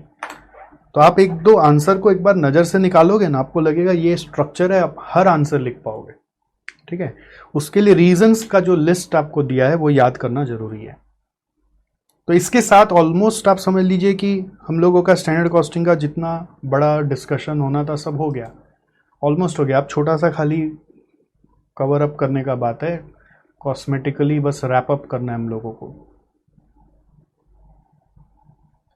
ओके, चलो आओ, आइए एडवांस वेरिएंस के लिए तैयार हो जाइए, एडवांस वेरिएंस के लिए तैयार हो जाइए। Let's start advance variances. I hope you all are with me. अगर आप मेरे साथ हैं तो आपको टाइप करना है साथ हैं, ठीक है? नहीं, जिंदा है तो ठीक ही है, अलग अलग वर्ड आपसे टाइप कराए ना कि नहीं सर आपके साथ हैं। अगर आप मेरे साथ हैं तो आपको बस टाइप करना है साथ है। ओके, अरे अब तो पहुंच गए, बाबा के धाम में घुस गए, एडवांस वेरिएंस आ गया, मतलब अब कुछ बचा ही नहीं, बाबा के धाम में घुस चुके हैं, कुछ भी बचा ही नहीं है, हल्का सा खाली रैप अप करना है। जो भी क्रक्स था वो सब खत्म हो गया चैप्टर का।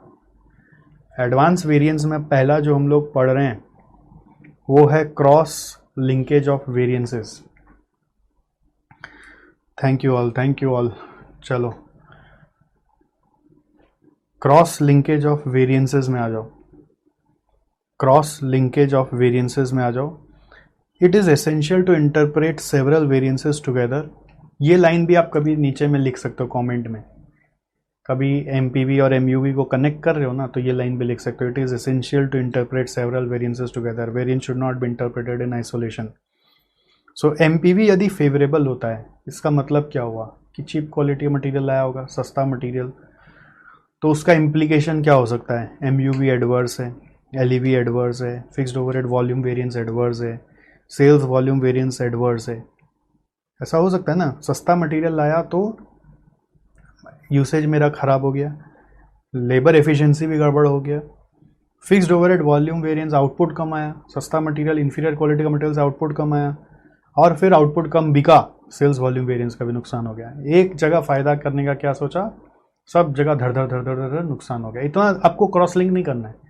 आप अपना एग्जाम में जब क्रॉस लिंक करिएगा तो खाली मटेरियल का मटेरियल में ही करिएगा। जैसे हाँ, एक सम आता है जिसमें एक सम है अभी लेटेस्ट आया था, उसमें लेबर वेरिएंस का इंटरप्रिटेशन पूछा था, लेटेस्ट एग्जाम में था, शायद नवंबर 20 में एक था। एक बार हिंट दे रहा हूँ आपको, ध्यान से सुन लो उसको। लेबर वेरिएंस का ही रेट और एफिशिएंसी निकालने बोला था, 3 मार्क के लिए था, और 7 मार्क के लिए बोला इंटरप्रेट करो। तो 3 मार्क सबके लिए इजी था, रेट एफिशिएंसी निकालना कोई बड़ी बात नहीं। जब इंटरप्रेट कर रहे तो लेबर रेट का सारा रीजंस लिखना है, लेबर एफिशिएंसी का रीजंस लिखना है, और फर्दर आपको ये बोलना है कि सेग्रीगेशन का ज़रूरत है प्लानिंग और ऑपरेटिंग में। उसके अलावा उस समय मटेरियल का भी डिटेल दिया हुआ था, बट मटेरियल का डिटेल पूछा नहीं था। उस समय मटेरियल का डिटेल दिया हुआ था और मटेरियल का डिटेल पूछा नहीं था, तो कुछ बच्चों को समझ ही नहीं आया कि यार मटेरियल का डिटेल दिया ही क्यों है, हमको तो निकालना नहीं, हमको तो लेबर का ही यूज़ करना है।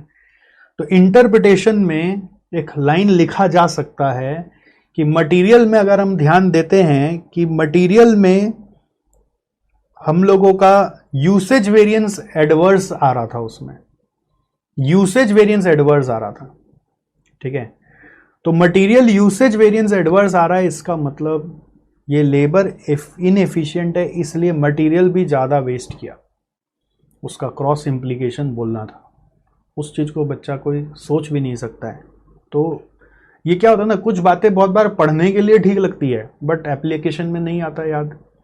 आपको पता है कि एमयूवी अगर मेरा गड़बड़ाएगा तो उसका इम्पैक्ट एलईवी पे भी आएगा। एमपीवी फेवरेबल है तो एमयूवी एडवर्स हुआ तो एलईवी भी एडवर्स है, या एलईवी एडवर्स है तो एमयूवी भी एडवर्स हो सकता है। ज़्यादा टाइम लगेगा तो ज़्यादा वेस्टेज भी हो सकता है।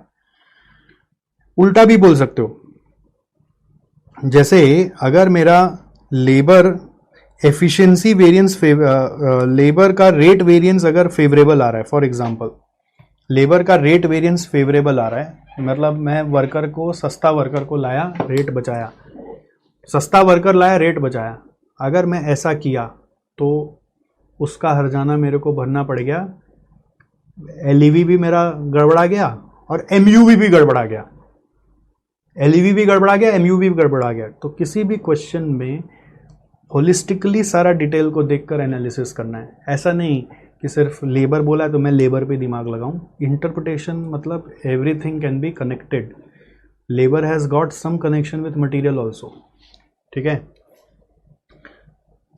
ध्यान रहेगा आपको।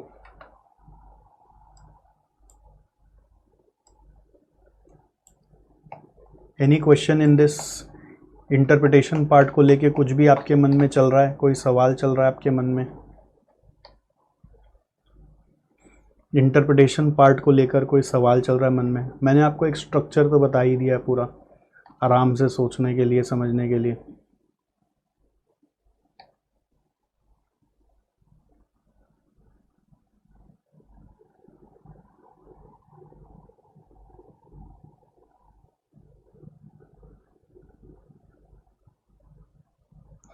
लोअर लेबर रेट से आपका लेबर एफिशिएंसी में भी फ़र्क पड़ेगा तो एमयूवी में भी फ़र्क पड़ेगा, ठीक है। आइए आगे देखिए, एमपीवी यदि एडवर्स है, इसका मतलब अच्छा क्वालिटी का मटेरियल लाया, तो यहाँ पे नुकसान हुआ। परचेज मैनेजर को आप भले ही नेगेटिवली देख रहे हैं बट उसका फ़ायदा क्या हुआ, एमयूवी में फ़ायदा हो गया, वर्कर का एफिशिएंसी बढ़ गया तो आउटपुट ज़्यादा आ गया, तो सेल्स वॉल्यूम भी ज़्यादा बिक गया। फिर मिक्स वेरिएंस फेवरेबल होने से बहुत बार यील्ड एडवर्स हो जाता है। ऐसा मिक्स आपने मैचिंग करके लगाया कि यील्ड में ज़्यादा लग गया, उल्टा भी हो सकता है।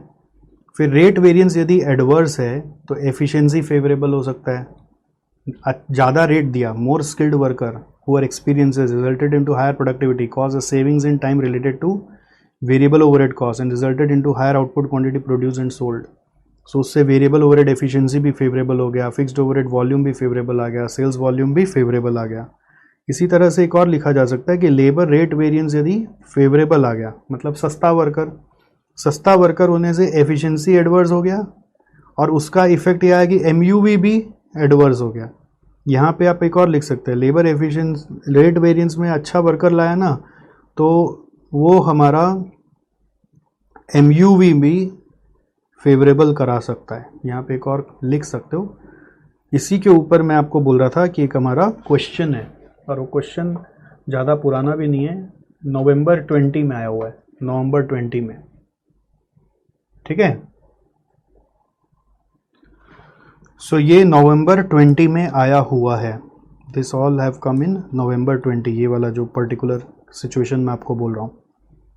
लेबर एफिशिएंसी वेरिएंस फेवरेबल है तो एमयूवी एडवर्स हो सकता है। एफिशिएंसी फेवरेबल है मतलब वर्कर काम जल्दी करने का कोशिश कर रहा है तो वेस्टेज कर रहा है मटेरियल का, workers trying to improve productivity in order to get bonus might use the material wastefully. Mix favourable है तो यील्ड एडवर्स है। सेल्स प्राइस फेवरेबल है तो वॉल्यूम एडवर्स हो गया, मतलब ज़्यादा प्राइस बढ़ाया तो वॉल्यूम कम बिका, लॉ ऑफ डिमांड। फिर इंडस्ट्री साइज फेवरेबल है तो इंडस्ट्री ग्रो होता है तो अपने आप वॉल्यूम ग्रो हो जाता है। A growth in industry has also increased the quantity sold. These variances should be interpreted also in the light of critical success factor. इसके ऊपर भी आपको 2 केस स्टडी मिलेगा, एक ओसाका टी कंपनी, एक नेचुरल स्पाइसेस वाला। तो क्रिटिकल सक्सेस फैक्टर बेसिकली होता है जिसके बेस पर कंपनी अपना विजन अचीव करेगा। that helps in achieving the vision mission. ठीक है, अगर हमारी कंपनी का विजन मिशन क्वालिटी ओरिएंटेड है तो मेरा क्रिटिकल सक्सेस फैक्टर होगा क्वालिटी ऑफ माय प्रोडक्ट, ठीक है, या फिर कस्टमर सेटिस्फैक्शन. नॉर्मली जो CSF होते हैं वो नॉन फाइनेंशियल्स होते हैं. तो आपको हो सकता है ये सारा वेरिएंस का एक लिस्ट दिया हुआ होगा क्वेश्चन में और बोलेगा कि पहले बताओ कि क्वेश्चन का केस पढ़ के कि हमारा क्रिटिकल सक्सेस फैक्टर क्या है. पता चला क्रिटिकल सक्सेस फैक्टर है क्वालिटी. सो अब सारा वेरिएंस आपको दिया हुआ है, बोल रहा है आप थोड़ा वेरिएंस को स्टडी करके बताइए कि हम अपने ओवरऑल स्ट्रेटजी से कनेक्टेड हैं कि नहीं है. ओवरऑल मिशन विजन और स्ट्रेटजी बोल सकते हो आप, ओवरऑल स्ट्रेटजी. तो हमारा वेरिएंस स्टडी करके बताइए कि हम लोग अपने ओवरऑल स्ट्रेटजी से कनेक्टेड हैं कि नहीं है, या हम लोग दूर हो चुके हैं. हमारा वेरिएंस से कुछ आपको समझ में आ रहा है. तो आपको वेरिएंस को उस तरह से रीड करना पड़ेगा कि देखो यहाँ पर क्वालिटी का बात कर रहा है और price variance material price variance favourable आ रहा है. जैसे एग्जांपल में MPV आपका फेवरेबल आ रहा है, इसका मतलब सस्ता मटेरियल, चीपर मटेरियल लाया होगा. तो this is opposing the strategy, opposing the critical success factor, overall strategy. ठीक है, opposing the overall strategy. So this way आपको हर एक वेरिएंस को उसी कॉन्टेक्स्ट में रीड करना पड़ेगा. वो नेचुरल स्पाइसेस और ओसाका टी कंपनी, ऐसा 2 क्वेश्चन है, दिखने में दोनों सेम लगता है बट वेरिएंस उसमें एक में एडवर्स एक में फेवरेबल है. तो उसके हिसाब से आपको आंसर लिखना पड़ेगा कि एक एक वेरिएंस क्या इंडिकेट कर रहा है. अगर MPV मेरा फेवरेबल है तो इसका मतलब चीपर मटेरियल लाया है, इसका मतलब हम लोग का ओवरऑल स्ट्रेटजी के तो हम अगेंस्ट में जा रहे हैं जो क्वालिटी को फोकस करता है. ठीक है. सो एक एग्जाम्पल मैंने दिया, ऐसे ही आपको और भी एग्जाम्पल मिलेंगे, ऐसे ही. जैसे मैं चाह रहा हूँ कि एक और एग्जाम्पल आपके साथ डिस्कस करूँ, वो क्वेश्चन को ही रेफर करके.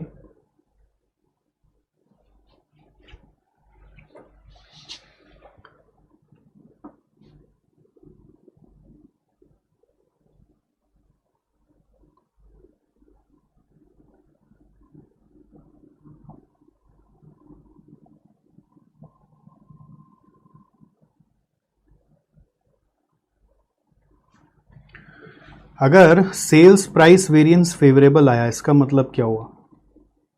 सेल्स प्राइस वेरिएंस फेवरेबल आया, इसका मतलब क्या हुआ? तो इसका मतलब आपने कोई प्रीमियम प्राइसिंग किया है, मतलब प्राइस बढ़ा दिया. अगर आप क्वालिटी मार्केट में दिखाना चाहते हो, ये क्वालिटी को इंडिकेट करता है, तो ये आपका फेवर कर रहा है, favouring the strategy, favouring the overall strategy. इस तरह से आपको एक एक में जजमेंट लेना पड़ेगा कि जो भी चीज़ यहाँ पे किया जा रहा है उसका इम्पैक्ट हमारे ओवरऑल स्ट्रेटजी पे क्या पड़ रहा है. और फिर एंड में आपको कंक्लूड करना पड़ता है कि ये सब खाली वेरिएंस से ये समझ में आ रहा है कि आपको हर वेरिएंस पे रिएक्ट नहीं करना चाहिए. इसमें एक और बात मैं लिख देता हूँ, do not take steps to correct each and every variance. You should always monitor the trend of variances. Monitor trend of variances, okay, on regular basis. ये comment में लिखने काम आता है. On regular basis, monitor trends of variances on regular basis and take action if there is an evidence. Take action if there is an evidence. ऐसा नहीं कि हर variance में एक्शन ले लेना है. मॉनिटर करेंगे trend of variance on regular basis and take action if there is an evidence on poor quality और defects. ठीक है. और उसमें ऑल्सो टेक कस्टमर फीडबैक लेकर एश्योर होके एक्शन लेना है. क्योंकि देखो वेरिएंस निकालना एक कॉस्टली एक्सरसाइज है, वेरिएंस के ऊपर काम करना और भी कॉस्टली एक्सरसाइज है. बस वेरिएंस आया नहीं कि तबाक ट्रीटमेंट चालू, ऐसा नहीं होना चाहिए.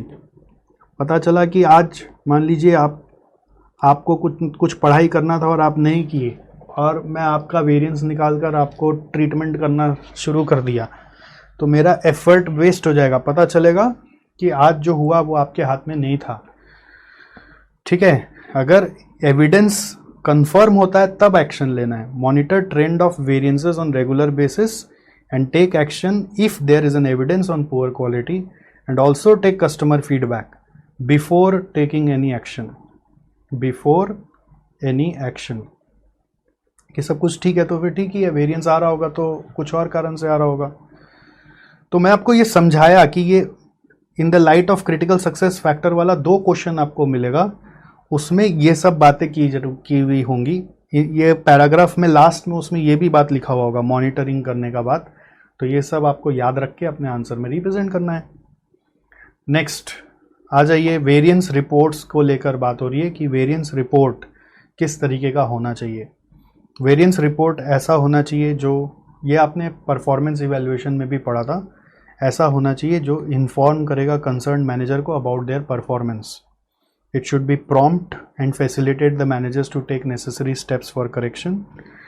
इसमें analysis and causes of variance होना चाहिए। मैनेजमेंट बाय एक्सेप्शन के प्रिंसिपल से वो चलेगा। इसका मतलब क्या होता है, मैनेजमेंट बाय एक्सेप्शन एक ऐसा मैनेजमेंट साइंस है जो बोलता है कि आपका एक लिमिट है, उसके बियॉन्ड अगर कोई कुछ गड़बड़ होता है तो उसको एक्सेप्शन बोलते हैं, और एक्सेप्शन होने से हम लोग एक्ट करेंगे। एक्सेप्शन कंफर्म होगा तभी एक्ट करेंगे, हर समय पीछे नहीं पड़े रहेंगे कि क्या हुआ, इतना करना था, कितना किया, हर समय पीछे पड़ने से काम नहीं होगा। एक्सेप्शनल कुछ हो गया, जब आप देखेंगे कुछ आउट ऑफ रेंज चला गया, तब आप उस पर एक्शन लेंगे। और magnitude of variance should be also stated. Magnitude मतलब कितना अमाउंट का लॉस हुआ है वो आपको बताना पड़ेगा। तो इसको याद रखने के लिए क्या याद रखेंगे मित्रों, IM, PM, ठीक है। I for informing the concern manager, A for analysis and causes, M for management by exception, PM prompt होना चाहिए, और मैग्नीट्यूड भी बताएंगे, ठीक है। IM, PM, इस तरह से आपको याद रखना है। तो ये थोड़ा इम्पॉर्टेंट है। वेरिएंस रिपोर्ट का कैरेक्टरिस्टिक अलग से कभी भी पूछ सकता है, लर्न करने का चीज़ है। फिर ये behavioural issues with variance analysis खाली समझ लो, अभी तक एज सच इससे कोई क्वेश्चन तो नहीं है अपने पास, कि वेरिएंस क्या है ना, फाइनेंशियल टर्म्स में निकाला जा रहा है, तो ये शॉर्ट टर्मिज्म को एनकरेज करता है। तो इसका सॉल्यूशन क्या है कि आपको हमेशा अपना परफॉर्मेंस मैट्रिक्स में फाइनेंशियल नॉन फाइनेंशियल दोनों को इंक्लूड करना चाहिए।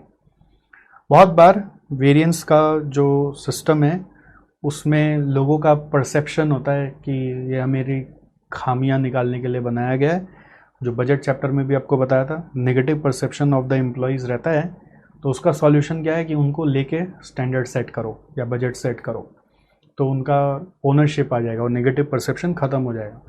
स्टैंडर्ड कॉस्ट बजटरी कंट्रोल में जब ये चीज़ बताया था तो वहाँ पे एक और चीज़ बोला था कि उनको एजुकेट करो on the principles of budgetary control. वहाँ पे वैसा इंस्टीट्यूट में लिखा था, यहाँ पे हम लोग एक ही चीज़ बोल रहे हैं कि बस उनको लेके स्टैंडर्ड सेट करो। Ethical issues with variance analysis क्या है कि बहुत बार ऐसा हो जाता है कि हम लोग फेवरेबल वेरिएंस लाने के चक्कर में समाज का नुकसान करने लग जाते हैं, ठीक है। जैसे इन्वायरमेंटल मैनेजमेंट अकाउंटिंग यदि मैं कर रहा हूँ तो मेरा एक इन्वायरमेंटल कॉस्ट का एक टारगेट है, इतना मेरा स्टैंडर्ड के हिसाब से या बजट के हिसाब से लगना चाहिए। एक्चुअल में मैं चाहूँगा कि फेवरेबल आ जाए, तो मैं उस कॉस्ट को जहाँ कम करना चाहूँगा सोसाइटी पे इम्पैक्ट बढ़ जाएगा, क्योंकि मैं इन्वायरमेंटल कॉस्ट को यदि कम करूँगा अपना तो मेरे जगह सोसाइटी कॉस्ट उठाएगा। उसी तरह से अगर मैं कोई ऐसा बिजनेस कर रहा हूँ जैसे कि हॉस्पिटल चला रहा हूँ, तो वहाँ पर मैं सेविंग्स लाने का कोशिश यदि करूँगा तो पेशेंट्स का ट्रीटमेंट में क्वालिटी ख़राब हो जाएगा, तो इसलिए मेरे को और नुकसान हो जाएगा। हॉस्पिटल में क्या लिखा हुआ है, where a favourable variance may indicate insufficient treatment to patients and an adverse variance may mean good recovery of patients but cost extra money. Standard costing in contemporary business environment, contemporary मतलब आज के ज़माने में, ठीक है, आज के ज़माने में जहाँ पे हाईली ऑटोमेशन वाला सब चीज़ चल रहा है, तो सबसे बड़ा समस्या क्या, प्रोडक्ट्स ही स्टैंडर्डाइज नहीं है, इतना वेरिएशन आते जा रहा है हर समय, स्टैंडर्ड जल्दी जल्दी आउटडेटेड हो जाता है, प्रोडक्शन ऑटोमेटेड है, तो बहुत ज़्यादा डिफरेंस आता नहीं, वेरिएंस वगैरह आता नहीं। हम लोग आइडियल स्टैंडर्ड यूज़ करना चाहते हैं। Emphasis is on continuous improvement, जिसके कारण स्टैंडर्ड रिवाइज होते जा रहा है। Analysis may not give enough detail, reports arrive too late to solve the problems. तो ये सब ऐसे इंस्टीट्यूट मैट में दिया हुआ है तो कवरेज के लिए कर रहे हैं, अगर आपको 2-4 पॉइंट याद रह गया तो एक एक्स्ट्रा एडवांटेज है कि चलो ऐसा कुछ आ गया तो आप लिख लेंगे, छोड़ना नहीं है, 2-4 याद रह गया तो कुछ एडवांटेज है। वेरिएंस एनालिसिस इन एबीसी वो हो चुका है, वापस से हम नहीं टच कर रहे हैं। Variance analysis with learning curve effect, ये भी लर्निंग कर्व के समय आपको समझा दिया था, वापस से मैं टच नहीं कर रहा हूँ। इसमें यही बताया हुआ है, लर्निंग कर्व इफेक्ट में भी applicable on material variance also, variable overhead variance also. Relevant cost approach already बता दिया आपको रिकॉन्सिलेशन के समय, वापस नहीं बता रहा। Variance analysis in throughput accounting में खाली इतना से ही ध्यान रखना है कि थ्रूपुट अकाउंटिंग में यहाँ पर मेजर फोकस है कि जो अपना बॉटल नेक है, उस बॉटल नेक के पहले हम लोग को बफर रखना पड़ता है टू इंश्योर दैट ये बॉटल नेक का काम हमेशा चलता रहे। ये बफर इसके पहले रख के रखते हैं, तो बस इसी का वेरिएंस एनालिसिस करते हैं, इसी का वेरिएंस एनालिसिस करते हैं, दैट्स इट। तो आवर फोकस इज ऑन और emphasis is on tracking variations in the size of inventory buffer placed before the constant resource to confirm that the constraint is never halted due to an inventory shortage. However, अगर आप buffer पहले से बना के रखोगे तो this will result into a negative labor efficiency variance, since अगर buffer बना के रखे हो तो इसके पहले का जो प्रोसेस है, मान लो नॉन बॉटलनेक प्रोसेस, उसका वर्कर आइडल बैठा रह सकता है, वर्कर में सिट आइडल, वर्कर में सिट आइडल, क्योंकि वो बफर बना के रख दिया। अब जब तक उसका बफर ख़त्म नहीं होगा तब तक वो काम नहीं करेगा। तो आपका जो भी दूसरा प्रोसेस का स्टाफ है may not actively produce anything. Next, variance analysis in advance manufacturing environment. यहाँ पे इंटरेस्टिंग बात ये है कि एडवांस मैन्युफैक्चरिंग एनवायरनमेंट में जहाँ पे बहुत ज़्यादा मशीनरीज से काम हो रहा है, दो ही मेजर कॉस्ट है, मटेरियल कॉस्ट और पावर कॉस्ट। बाकी कॉस्ट से यहाँ पे उतना कोई इम्पोर्टेंस नहीं है। Many costs that once were largely variable have become fixed and committed. Some high technology manufacturing organizations have found that two largest variable costs involve material and power. In these companies, the emphasis is placed on material variance and variable manufacturing overhead variance.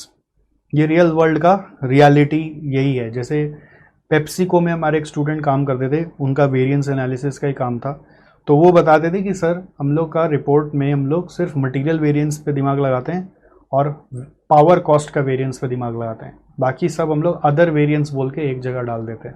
जो monthly दिमाग लगाते हैं वो यही दो पे दिमाग लगाते हैं। Next, standard costing in public sector. Most important is to maintain statistics of services. जैसे कि जितना भी आप लोग डिफरेंट टाइप्स ऑफ सर्विस दे रहे हैं उसका कॉस्ट ड्राइवर्स का लॉग मेंटेन करना, जैसे कि number of visits made, number of hours work. जैसे फॉर एग्जांपल आप परफॉर्मेंस इवैल्यूएशन में पढ़े ना, ताजमहल क्लीनिंग या फिर बीच क्लीनिंग, वो सब का तो आपको कॉस्ट ड्राइवर्स का रिकॉर्ड मेंटेन करना पड़ेगा ना, तभी आप मेज़र कर सकते हो कि वो लोग को जो करने बोला था वो किया है कि नहीं किया है। ठीक है। Periodic comparison of actual with budget can always be done to check the economy part. याद है, ये हेल्प करता है एफिशिएंसी पार्ट के लिए और ये आपको हेल्प करता है इकोनॉमी के लिए। वैल्यू फॉर मनी फ्रेमवर्क से जोड़ के समझना। Standard costing in service sector में क्या होता है? Standard costing in service sector में services have overhead as predominant cost. Services में क्या होता है? ओवरहेड आपका मेजर कॉस्ट होता है, overhead as predominant cost. Material labour का कॉस्ट वहाँ पे लिमिटेड होता है, इसलिए ओवरहेड के लिए एक्टिविटी बेस्ड कॉस्टिंग आपको यूज़ करना चाहिए। For overhead variances is advisable. Time taking और कॉस्टली हो सकता है। It requires a detailed MIS। MIS मतलब management information system, basically to keep the records of all the work that we are doing in each of the different service. Then एक concept है मैकडोनल्डाइजेशन बोलकर, ये सब आपके इंस्टीट्यूट मैट में दिया हुआ है, तो देखो आपको समझ के तो जाना ही पड़ेगा। आप एकदम कुछ चीज़ होगा जो आप हर चैप्टर में ना ग्रिप में लेके जाओगे, और कुछ चीज़ होता है जिसको आप एक बार समझ के जाओगे, एवरेज बेसिस में करके जाओगे, जिससे कि मेरा पेन चले, मेरा हाथ खाली नहीं जाना चाहिए। तो मैकडोनल्डाइजेशन हमारे मैकडोनल्ड से ही उठाया हुआ एक कॉन्सेप्ट है, जिसमें उन्होंने क्या किया था, अपना प्रोडक्शन का स्पीड को बढ़ाने के लिए अपने बड़े बड़े टास्क को बहुत सारे स्मॉल स्मॉल टास्क में डिवाइड करके फिर रैशनलाइजेशन किया था कि कौन सा टास्क बेकार का ही कर रहे हैं और कौन सा टास्क जो कर रहे हैं उसको और बेटर कैसे किया जा सकता है।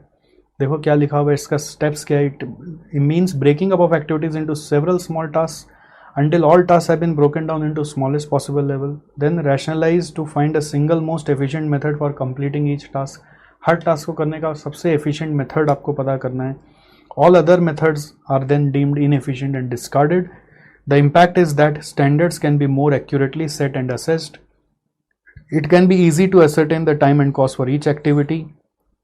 Principle is nowadays applicable in many other service industries like fast food, hairdressing, dentistry, or optician services as well. But they are also trying to cater more and more people in limited resource like McDonald used to do. McDonald में बहुत बड़ा जो store भी होता है ना, उसमें बहुत सारा आदमी नहीं रखता है. कभी आप मैकडोनल्ड में स्टेप इन करो और उतना ही बड़ा आप शॉपर स्टॉप में स्टेप इन करो. शॉपर स्टॉप में हर एक कदम पे एक सेल्समैन मिल जाएगा आपको. यस सर, बोलिए सर, क्या सर. और यहाँ पर मैकडोनल्ड में जो इतना बड़ा स्टोर है उसमें 3 ही आदमी है. You will not find people. तो उन लोग का थ्योरी यही रहा है, कम से कम आदमी ज़्यादा से ज़्यादा काम कर पाए. ये कैसे पॉसिबल है? उसके लिए टास्क को बहुत सारा छोटा छोटा टास्क में तोड़ो और हर टास्क को करने का जो मोस्ट एफिशिएंट मेथड है उसको खोजो. उसमें से जो आपका बेकार कर मेथड्स हैं वो सब डिस्कार्ड कर दो. इसके लिए मैं एक रिकमेंड करूँगा, कभी सीए बन जाओ, बनोगे मतलब सीए बन जाओ जब कभी टाइम मिले. सीए बनने के बाद जब टाइम मिलेगा तो एक मूवी है, अमेज़ॉन पे मिल जाएगा आपको, अमेज़ॉन प्राइम पे, द फाउंडर बोलकर, वो देख लेना, आपको समझ में आएगा पूरा मैकडोनल्डाइजेशन. ओके, ये मूवी देखना पड़ेगा आपको. बट अभी इतना सा याद रखो, जब फुर्सत हो तब देखना. लास्ट आ जाइए अब इन्वेस्टिगेशन ऑफ वेरिएंस. इसके ऊपर भी कभी कभी आपको कुछ एग्ज़ाम में पूछा हुआ है कि इन्वेस्टिगेशन ऑफ वेरिएंस का मतलब ये हो रहा है, इन्वेस्टिगेशन ऑफ वेरिएंस का मतलब क्या हो रहा है कि आप जो वेरिएंस निकाल रहे हैं, एक तो वेरिएंस निकालने का खर्चा, अब वेरिएंस निकालने के बाद एक्शंस लेंगे सुधारने के लिए, तो सुधारने का भी खर्चा है. तो क्वेश्चन उठ रहा है कि हम लोग ये सुधारने वो उधारने पर काम करें या ना करें, या फिर बेसिकली पूरा स्टैंडर्ड कॉस्टिंग सिस्टम पे खर्चा करें कि ना करें. Standard costing system in itself is costly, so should we invest on it or not? That is called as investigation of variance. So variance analysis require resources. Not all variance indicate out of control situation. जरूरी नहीं ना variance आ रहा है तो सब चीज़ गड़बड़ ही चल रहा है. वेरिएंस आ रहा है, ठीक है यार, कोई बात नहीं, हो जाता है. Factors to be considered before investigating. आपको इन्वेस्टिगेट करने के पहले क्या क्या फैक्टर्स को ध्यान रखना है, इसको याद रखना पड़ेगा, ये एग्जाम में आता है. Size of variance which is basically the amount involved, कितना रुपया का वेरिएंस है. फिर टाइप ऑफ वेरिएंस, एडवर्स है कि फेवरेबल, दोनों इन्वेस्टिगेट होता है. Cost of investigating, pattern in variance, अगर एडवर्स पैटर्न जा रहा है तब आपको इन्वेस्टिगेट करना है. बजटरी प्रोसेस, ऐसा नहीं कि हर समय एक्चुअल में गड़बड़ निकलेगा, हो सकता है आपका बजट सेट करने का या स्टैंडर्ड सेट करने का प्रोसेस में फ्लॉ है. इफ़ इट इज़ अनरियलिस्टिक और uncontrollable, budgetary process to be re evaluated then the variance. जरूरी नहीं हर समय वेरिएंस में इन्वेस्टिगेशन करेंगे, आपको अपना बजट सेटिंग प्रोसेस पे भी ध्यान देना चाहिए. तो ये याद रखने का चीज़ है दोस्त. Size of variance, type of variance, cost of investigating, pattern in variance and budgetary process. ये 5 पॉइंट लिखेंगे तब नंबर मिलेगा. आप अपना मन से कोई पॉइंट बनाएंगे नंबर नहीं मिलेगा. तो ये लर्न करने का ये एग्जाम में आता है. देन मेथड्स अभी तक आया नहीं है, बट एक नॉलेज के लिए आपको जान लेना है. मेथड्स में एक है rule of thumb model. Rule of thumb model पे इसके ऊपर क्वेश्चन आया हुआ है, बट चला के नहीं बोला कि रूल ऑफ थंब मॉडल लगाइए. ये बात बोला कि जैसे अगर आपका वेरिएंस आपके स्टैंडर्ड वैल्यू को एक चीज़ याद रखना, स्टैंडर्ड फॉर एक्चुअल आउटपुट जब निकालते हैं ना, इसका दूसरा नाम होता है फ्लेक्सिबल बजट. ये ऊपर में बताना था बट अभी बता दिया. फ्लेक्सिबल बजट कभी बोले तो उसका मतलब स्टैंडर्ड फॉर एक्चुअल आउटपुट है. तो क्वेश्चन में लिखा हुआ आया था कि अगर फ्लेक्सिबल बजट से 5% ऊपर कोई भी अमाउंट आया है तो उसमें इन्वेस्टिगेट करने का रूल कंपनी का है. तो आप अपना वेरिएंस एनालिसिस करने के बाद हमें बताना कि किस किस वेरिएंस में इन्वेस्टिगेशन करना है. समझ में आया मैं क्या बोला? क्वेश्चन में क्या लिखा हुआ है कि 5% ऑफ फ्लेक्सिबल बजट से ज़्यादा अमाउंट आया है तो वेरिएंस करने का, इन्वेस्टिगेट करने का रूल है कंपनी में, पॉलिसी बना हुआ है. तो आप अपना वेरिएंस एनालिसिस कर लो और मुझे बता दो लास्ट में कि किस किस वेरिएंस पे इन्वेस्टिगेट करना है. तो रूल ऑफ थंब यही है कि एक सर्टेन % से ज़्यादा अगर हो गया तो आपको इन्वेस्टिगेट करना है. वो परसेंट क्वेश्चन बोलेगा. और इसमें ध्यान रखना, we investigate both adverse and favourable. We investigate both adverse and favourable. ऐसा नहीं कि सिर्फ एडवर्स वेरिएंस को इन्वेस्टिगेट करना है. नेक्स्ट है statistical decision model. Statistical decision model में एक सिस्टम बना हुआ है. जैसे देखो, कॉस्ट ऑफ इन्वेस्टिगेटिंग सर्टेन होता है, मान लो उसमें लगेगा आपका 10,000 रुपया, इन्वेस्टिगेट करने जाओगे खोजबीन करने तो उसका 10,000 रुपया लगेगा, ये आपको पता है। बट इन्वेस्टिगेट करके कुछ 2 केस से बनता है। देखो इन्वेस्टिगेट करेंगे ना, मेरे को पता चला कि मेरा बेटा पढ़ नहीं रहा है, ठीक है, मैडम ने बोला कि देखिए ये पढ़ता नहीं है आजकल, इसके परफॉर्मेंस गड़बड़ आ रहे हैं, तो मैं इसको क्या तो सीरियसली लूँ ही नहीं। मैं बोला छोड़ना यार, बच्चा है अभी, बहुत वर्सनिंग हो रहा है तब सोचेंगे। एक सिनेरियो सोचो, बहुत वर्सनिंग हो रहा है तब सोचेंगे। अब इस बार इग्नोर कर दिया, पता चला फर्स्ट टर्म में गड़बड़ हुआ, सेकेंड टर्म में गड़बड़ हुआ, थर्ड टर्म भी गड़बड़ हो रहा है।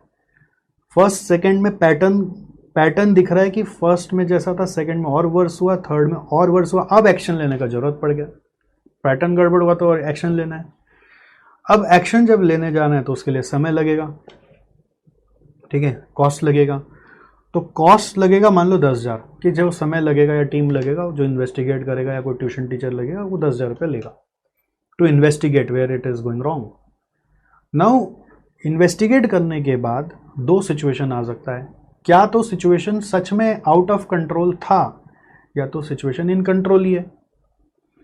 इन्वेस्टिगेट करने के बाद 2 केस आ सकता है, क्या हो सकता है, खर्चा करने के बाद क्या तो चीज़ बिगड़ गया, आउट ऑफ कंट्रोल हो चुका है, और दूसरा हो सकता है कि नहीं कोई घबराने का बात ही नहीं है, सब ठीक है, इन कंट्रोल। जैसे एक बीमारी भी हो रहा है, अगर उसमें डायग्नोसिस का खर्चा अगर 10,000 रुपया लगेगा तो 10,000 खर्चा करने के बाद क्या पता चलेगा, क्या तो सच में बीमारी गड़बड़ कर रखा है, और दूसरा हो सकता है कि नहीं सब कुछ कंट्रोल में है, कोई गड़बड़ नहीं है। अगर आउट ऑफ कंट्रोल हुआ तो डायग्नोसिस करके, मान लो डायग्नोसिस का कॉस्ट है, ठीक है, डायग्नोसिस करेंगे तो सही टाइम पे डायग्नोसिस हो गया ना। डायग्नोस करना मतलब क्या होता है, इन्वेस्टिगेट करना। सही टाइम पे जब डायग्नोसिस हो गया तो अब आउट ऑफ कंट्रोल होने से, अगर हम डायग्नोसिस नहीं करते और आउट ऑफ कंट्रोल रहने देते, अगर हम नहीं डायग्नोसिस करते, नो डायग्नोसिस, और चीज़ों को आउट ऑफ कंट्रोल ही रहने देते, आउट ऑफ कंट्रोल रहने देते, तो मेरा कितना नुकसान हो जाता, पता चलता मेरा 10 लाख रुपए का नुकसान हो जाता। इतना बड़ा एक ऑपरेशन हो सकता था जिसका 10 लाख रुपए कॉस्ट आ जाता, ठीक है। तो आउट ऑफ कंट्रोल अगर चीज होगा तभी मेरा बेनिफिट आएगा, देन बेनिफिट विल कम। क्या बेनिफिट, कि 10 लाख रुपया बच जाएगा, ठीक है। और इन कंट्रोल हुआ तो कोई बेनिफिट नहीं आएगा, there will be no benefit, क्योंकि 10,000 रुपया फिर डूब गया आपका, ऐसा समझ लीजिए। ठीक से समझने की कोशिश करिएगा। अगर मैं इन्वेस्टिगेट करूंगा खर्चा लगेगा, खर्चा उसका 10,000 रुपया, उसके बाद सिनेरियो आउट ऑफ कंट्रोल है या इन कंट्रोल है, ठीक है। आउट ऑफ कंट्रोल अगर हुआ तो 10 लाख रुपया बच जाएगा, ठीक है। कैसे पता चला, अगर मैं डायग्नोसिस नहीं करता और नुकसान होता रहता, 10 लाख रुपए का ऑपरेशन आ जाता, तो मेरे डॉक्टर ने मेरे को बोला कि 10 लाख रुपए आपका बच गया क्योंकि आपने टाइम पे डायग्नोसिस करा लिया। और अगर हो सकता था कि डायग्नोसिस करा के सब कुछ इन कंट्रोल है तो कोई बेनिफिट ही नहीं आता, फिर 10,000 रुपये मेरा डूब जाता। तो 10,000 रुपया खर्चा है, ये कॉस्ट है सी, ये 10 लाख रुपया उसके अगेंस्ट में बेनिफिट है। ये बेनिफिट सर्टेन नहीं है, ये बेनिफिट तभी है जब चीज आउट ऑफ कंट्रोल है। नॉर्मली आउट ऑफ कंट्रोल होने का जो चांस है वो मान लीजिए 2% है, 98% चांस होता है इन कंट्रोल। जैसे कोई लेडी जब प्रेग्नेंट होती है ना, दुनिया भर का टेस्टिंग कराते हैं डॉक्टर। क्यों कराते हैं? टेस्टिंग इसलिए कराते हैं कि वो इन्वेस्टिगेट करते रहते हैं कि जो बच्चा अंदर में है वो सही है कि नहीं है, पर उसमें कोई प्रॉब्लम्स तो नहीं है ना कोई, जिसको हम अभी ट्रीट कर सकें। तो मैं ये सब जब मेरे केस में काम पड़ा तो मैं हर चीज़ का फिर रिसर्च करता था कि प्रोबेबिलिटी क्या है कि चीज़ आउट ऑफ कंट्रोल भी हो सकता है। तो पता चलता था किसी किसी केस में probability was 1 in 10,000, sometimes the probability was 5 in 1 lakh। Still the doctors did not want to take risk, they always want to check कि अगर कुछ गड़बड़ हुआ तो 1 लाख में 5 का गड़बड़ होता है तो भी हम रिस्क क्यों ले, 1 लाख में 5 का गड़बड़ होता है तो भी हम रिस्क क्यों ले, दैट इज द पॉइंट। तो मेरा 2% चांस आउट ऑफ कंट्रोल होने का, हम रिस्क क्यों ले, तो 2% चांस आउट ऑफ कंट्रोल होने का, तब 10 लाख बचेगा। तो इससे स्टैटिस्टिकली बोला जाता है कि आप अपना अज्यूम कर सकते हो कि जो बेनिफिट आपका आएगा ना, expected value of benefits as against is 10,000 is 10 lakh रुपया, but it's chance is only 2%.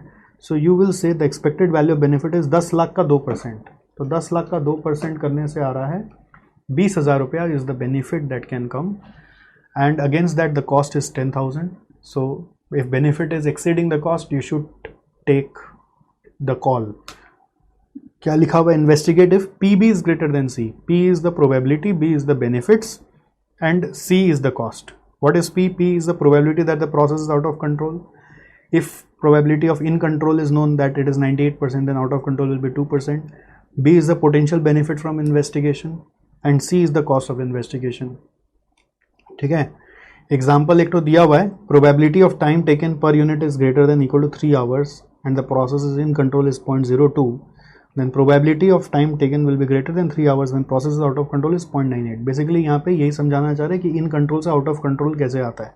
ये इसलिए लिखा था मैं एग्जांपल, इसके पीछे लिखने का ऑब्जेक्टिव ये था कि जब अपने क्वेश्चन में एक बार साइलेंट कर दिया जाए, what will be the probability when process is out of control, तो उस समय प्रोबेबिलिटी तो 0.98 आप लोग बता देते हो, बट उस समय फिर ये समझने लग जाते हो कि इन कंट्रोल में ग्रेटर देन 3 है तो आउट ऑफ कंट्रोल में इसको अपोजिट कर दो, लेस देन 3. तो आउट ऑफ कंट्रोल में लेस देन 3 नहीं करना, आउट ऑफ कंट्रोल में भी ग्रेटर देन 3 रहेगा, जस्ट इन कंट्रोल का ऑपोजिट हो रहा है आउट ऑफ कंट्रोल. तो ये समझाने के लिए मैंने आपको बता दिया कि investigate if P B is greater than C. Then दूसरा तरीका statistical control charts. Control charts में बेसिकली क्या होता है कि आप अपना हर दिन का जो एक्चुअल परफॉर्मेंस है उसको नोट करते हो. आप अपना स्टैंडर्ड इसमें स्टैटिस्टिक कंट्रोल चार्ट करके एक टेक्निक होता है जिसमें फॉर्मूला से अपर कंट्रोल लिमिट और लोअर कंट्रोल लिमिट निकाला जाता है. ठीक है, उसका वो तरीका होता है म्यू प्लस माइनस 3 सिग्मा ऐसा करके, ये सब एक पैटर्न होता है. मतलब ऐसा नहीं है कि 3 सिग्मा ही होगा, सिग्मा इंटू समथिंग करके जेड वगैरह भी करके भी ये अपर कंट्रोल लिमिट और लोअर कंट्रोल लिमिट वगैरह पता किया जाता है. ठीक है, माइनस करने से लोअर आएगा, प्लस करने से अपर आएगा.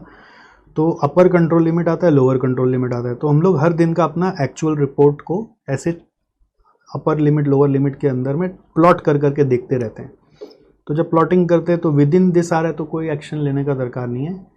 आउट ऑफ लिमिट चला गया तो एक्शन लेंगे, सिर्फ उसी पे जो आउट ऑफ गया. और नेक्स्ट केस है कि जब हमको पैटर्न गड़बड़ दिख रहा है कि पैटर्न ऊपर की तरफ जा रहा है तो फिर पैटर्न को एनालाइज करना जरूरी है. यही लिखा हुआ है, no investigation, investigation only the 2 above the line. Investigate करना चाहिए यहाँ पे सबको क्योंकि पैटर्न इज इंडिकेटिंग एडवर्सिटी. फिर whether investment in standard costing is justified और नॉट, इसको पता करने का एक और पढ़ाई है. ठीक है, इसको बस नज़र से निकालो. उसी तरीके का है कि कंपनी है, अगर वो इन्वेस्टिगेट नहीं किया तो कोई खर्चा ही नहीं है. इन्वेस्टिगेट नहीं किया तो डायग्नोसिस हुआ नहीं, उसका कोई खर्चा नहीं है. अब 2 केस हो सकता है, सब चीज़ ठीक है, सब चीज़ कुछ गड़बड़ है. जैसे बीमारी को लेकर सबसे अच्छा समझ में आता है, हमारे घर में जो एटीट्यूड रहता है बीमारी को लेकर इन जनरल, आप देखिए थोड़ा सा प्रोकेस्टिनेटिंग एटीट्यूड रहता है. दांत में दर्द हो रहा है, दिखाऊंगा कोनी. ठीक है, ये सिस्टम हमारे घर में चलता है. ठीक है, गैस हो रही है, बस गैस हो रही है तो गैस को ही खींच रहे हैं, अपना मन से घरेलू उपचार कर लेंगे. बोले डॉक्टर को दिखा दीजिए, नहीं, डॉक्टर को नहीं दिखाएंगे. क्यों? क्योंकि क्या है, जब कॉस्ट ऑफ इन्वेस्टिगेशन से घबरा जाते हैं, भाई इतना रुपया लेता है, हर चीज़ का टेस्ट, इतना खून ले लेगा. ठीक है, तो ये चीज़ को घबरा जाते हैं. अब सोचो अगर हम इन्वेस्टिगेट नहीं कर रहे हैं तो मेरा कॉस्ट ऑफ इन्वेस्टिगेटिंग नहीं लग रहा है. ठीक है, कॉस्ट ऑफ इन्वेस्टिगेटिंग नहीं लग रहा है. लेकिन अब 2 केस हो सकता है, क्या तो वाकई में सब चीज़ ठीक है, हम लोग बेकार का ही डरे हुए हैं, या तो सच में गड़बड़ है. ठीक है, अगर सब कुछ ठीक है तो कोई कॉस्ट आपका लगना ही नहीं, सब चीज़ नॉर्मल है. बट अगर आप ये इन्वेस्टिगेशन नहीं करेंगे और आगे जाके गड़बड़ निकल गया तो लगेगा लंबा चूना, कॉस्ट लगेगा 80,000 रुपया, जाइए ठीक कराइए इसको. बट इसकी प्रोबेबिलिटी हमेशा कम होती है. ये चीज़ भी सही बात है, उनका जो सोच है पुराना ज़माना का वो भी सही है यार, उसकी प्रोबेबिलिटी कम होती है. तो 80,000 इंटू 5% करेंगे तो हमारा नेट कॉस्ट तो 4,000 ही आ रहा है. यहाँ पे तो कोई कॉस्ट लग ही नहीं रहा. तो ओवरऑल कॉस्ट अगर इस पूरा ट्री का देखेंगे तो 4,000 में ही काम हो गया है. मतलब बोले ख़राब हुआ तो भी तो ये बोलेंगे ठीक करा लेंगे, तब देखा जाएगा, तब जब बहुत ख़राब होगा तो इलाज करा लेंगे. तो नेट कॉस्ट 4,000 ही आएगा. अब यही कॉस्ट ऑफ इन्वेस्टिगेटिंग, अगर इन्वेस्टिगेट करोगे तो 6,400 भी लग जाएगा. टेस्ट वेस्ट का। उसके बाद सिचुएशन इन कंट्रोल है या आउट ऑफ कंट्रोल है। अगर इन कंट्रोल है तो कुछ खर्चा लगना नहीं, ठीक है, और आउट ऑफ कंट्रोल है तो मान लो उसको सुधारने का, इस बार ये नहीं बोल रहे पीबी इज ग्रेटर देन सी का जो कॉन्सेप्ट था वो डिफरेंट था कि उसमें सोच रहे थे कि 10 लाख का बेनिफिट आ जाएगा, बट इसमें ये सोच रहे हैं कि अगर हम इन्वेस्टिगेट कर लेते हैं ना तो चीज़ों को सुधारने का फर्दर कॉस्ट 16,000 लगेगा। चीज़ों को सुधारने का मेरा फर्दर कॉस्ट 16,000 लगेगा। तो यहाँ पर उसका प्रोबेबिलिटी है 5%, तो 16,000 का 5% और कॉस्ट बैठ जाएगा। तो मेरा कॉस्ट क्या बैठा, 16,000 का 5%, 16,000 का 5% करें ना 800 आ रहा है, और प्लस 6,400 खर्चा लग गया तो 7,200 मेरा कॉस्ट आ रहा है। तो अब दोनों कॉस्ट को आप कंपेयर कर सकते हो, देख रहे हो 3200 रुपये यहाँ पे कम लग रहा है तो इसी चीज़ को चला लो, ठीक है। और एक तरीका से सोच सकते हैं, जैसे ये तो मेरा दो अलग अलग अप्रोच को एनालाइज करने का तरीका हो गया। एक हो सकता है आप इसी चीज़ को फिर यहाँ पे सेविंग्स की तरह पीबी ग्रेटर देन सी वाला मॉडल से भी सोच सकते हो। कैसे, आप ये सोचोगे कि अगर हम इन्वेस्टिगेट किए 16,000 रुपया और खर्चा लगेगा, आउट ऑफ कंट्रोल हुआ तो, बट उसके चक्कर में 80,000 बच गया ना, अगर नहीं करते तो 80,000 लग जाता। तो नेट सेविंग्स यहाँ पे कितना है, आप बेनिफिट्स अगर चेक करोगे तो नेट बेनिफिट्स आपका एज कंपेयर टू 80 माइनस 16 74,000 आए, 74 नहीं सॉरी 64,000 आए, 80 माइनस 16 करके 64, बट उसकी चांस सिर्फ 5% है, तो आपका बेनिफिट कितना है 3200 आया, ठीक है। 3200 रुपया समझ में आ रहा है नेट बेनिफिट, और कॉस्ट लग रहा है 6,400, तो एक्स्ट्रा लग जा रहा है 3200, नहीं करना चाहिए। तो वही एक्स्ट्रा 3200 आपको यहाँ पे भी दिख रहा है। देखिए एक इंक्रीमेंटली करना है तो 80 माइनस 16 करना पड़ेगा, और दूसरा तरीका है कि आपका दो अलग अलग सिनेरियो का आप एनालिसिस कर सकते हो। वही चीज़ मैं यहाँ पे आपको समझाने का कोशिश कर रहा था। यहाँ पे जब मैंने आपको बेनिफिट समझाया था तो बस आपको 10 लाख ही बता दिया था, बट यहाँ पे बेनिफिट कैसे निकालना है वो बताया कि बेनिफिट विदाउट इन्वेस्टिगेशन में जो खर्चा लगता उससे पता चलेगा कि मेरा इन्वेस्टिगेशन करके क्या बेनिफिट हुआ। In above example, by comparing the total expected cost, it can be concluded that investigating in variances is not financially worthwhile. Financially worthwhile नहीं, नॉन फाइनेंशियल रीजन हो ही सकता है, लॉन्ग टर्म रीजन हो ही सकता है। ये सब के ऊपर डिस्कशन इंस्टीट्यूट मैट में है तो मैंने करा दिया। अब ये आएगा नहीं आएगा ये मैं नहीं जानता, लेकिन हमारा गोल होता है फर्स्ट रिवीजन जब भी करते हैं ना, एक ही उद्देश्य से करते हैं। देखो आज का जो स्टडी टिप है बहुत सिंपल है, फर्स्ट रिवीजन का जो गोल है वही आज का स्टडी टिप है। First revision goal is very simple, मैंने आपको स्टार्टिंग में बताया ही है, 100% रूल वर्क्स, कि आपको एक बार अपना पूरा कोर्स पूरा पढ़ लेना है, ठीक है, पूरा कोर्स पूरा पढ़ लेना है। एंड ऑफ कोर्स इस 100% में आपका कैलिबर है कि 100% आपको अच्छे से आता है कि नहीं आता है। अगर आता है तो आपका रैंक वैंक कहीं नहीं गया हुआ है, वो सब्जेक्ट का मार्क्स आपका ग्रिप में रहेगा। एक रैंक होल्डर का जो एबिलिटीज़ होता है ना, उसमें यही होता है कि वो 100% पढ़ता है और 100% को 100% रेटिंग से ही पढ़ता है, 100% लेवल पे ही पढ़ता है। सारा टॉपिक इक्वली प्रिपेयर्ड रहता है उसका, हर सब्जेक्ट उसका इक्वली प्रिपेयर्ड रहता है, हर सब्जेक्ट में 100% और 100% ही उसको आता है। बट आप अपने एबिलिटी के हिसाब से कभी कभी रीस्ट्रेटेजाइज कर सकते हो कि यू कैन आइडेंटिफाई कुछ चीज़ें जिस पे बहुत ज़्यादा इंस्टीट्यूट का जोर नहीं है, तो उसमें कुछ चीज़ें मे बी सम पार्ट आपने समझ लिया, अंडरस्टैंडिंग कर लिया कि आपका पेन चले। ऑब्जेक्टिव है कि कभी एग्ज़ाम में आ गया ना तो पेन चलना चाहिए, एग्ज़ाम में हम छोड़ेंगे नहीं उसको। और अदर्स जो बचा हुआ है सब्सटेंशियल पार्ट, उसको आप अपना बेस्ट प्रिपरेशन कर ही रहे हो, उसको पूरा फुल प्रैक्टिस कर ले रहे हो, प्रैक्टिस और लर्न जो भी है। अब ये छांटना आपको अपने से नहीं चाहिए।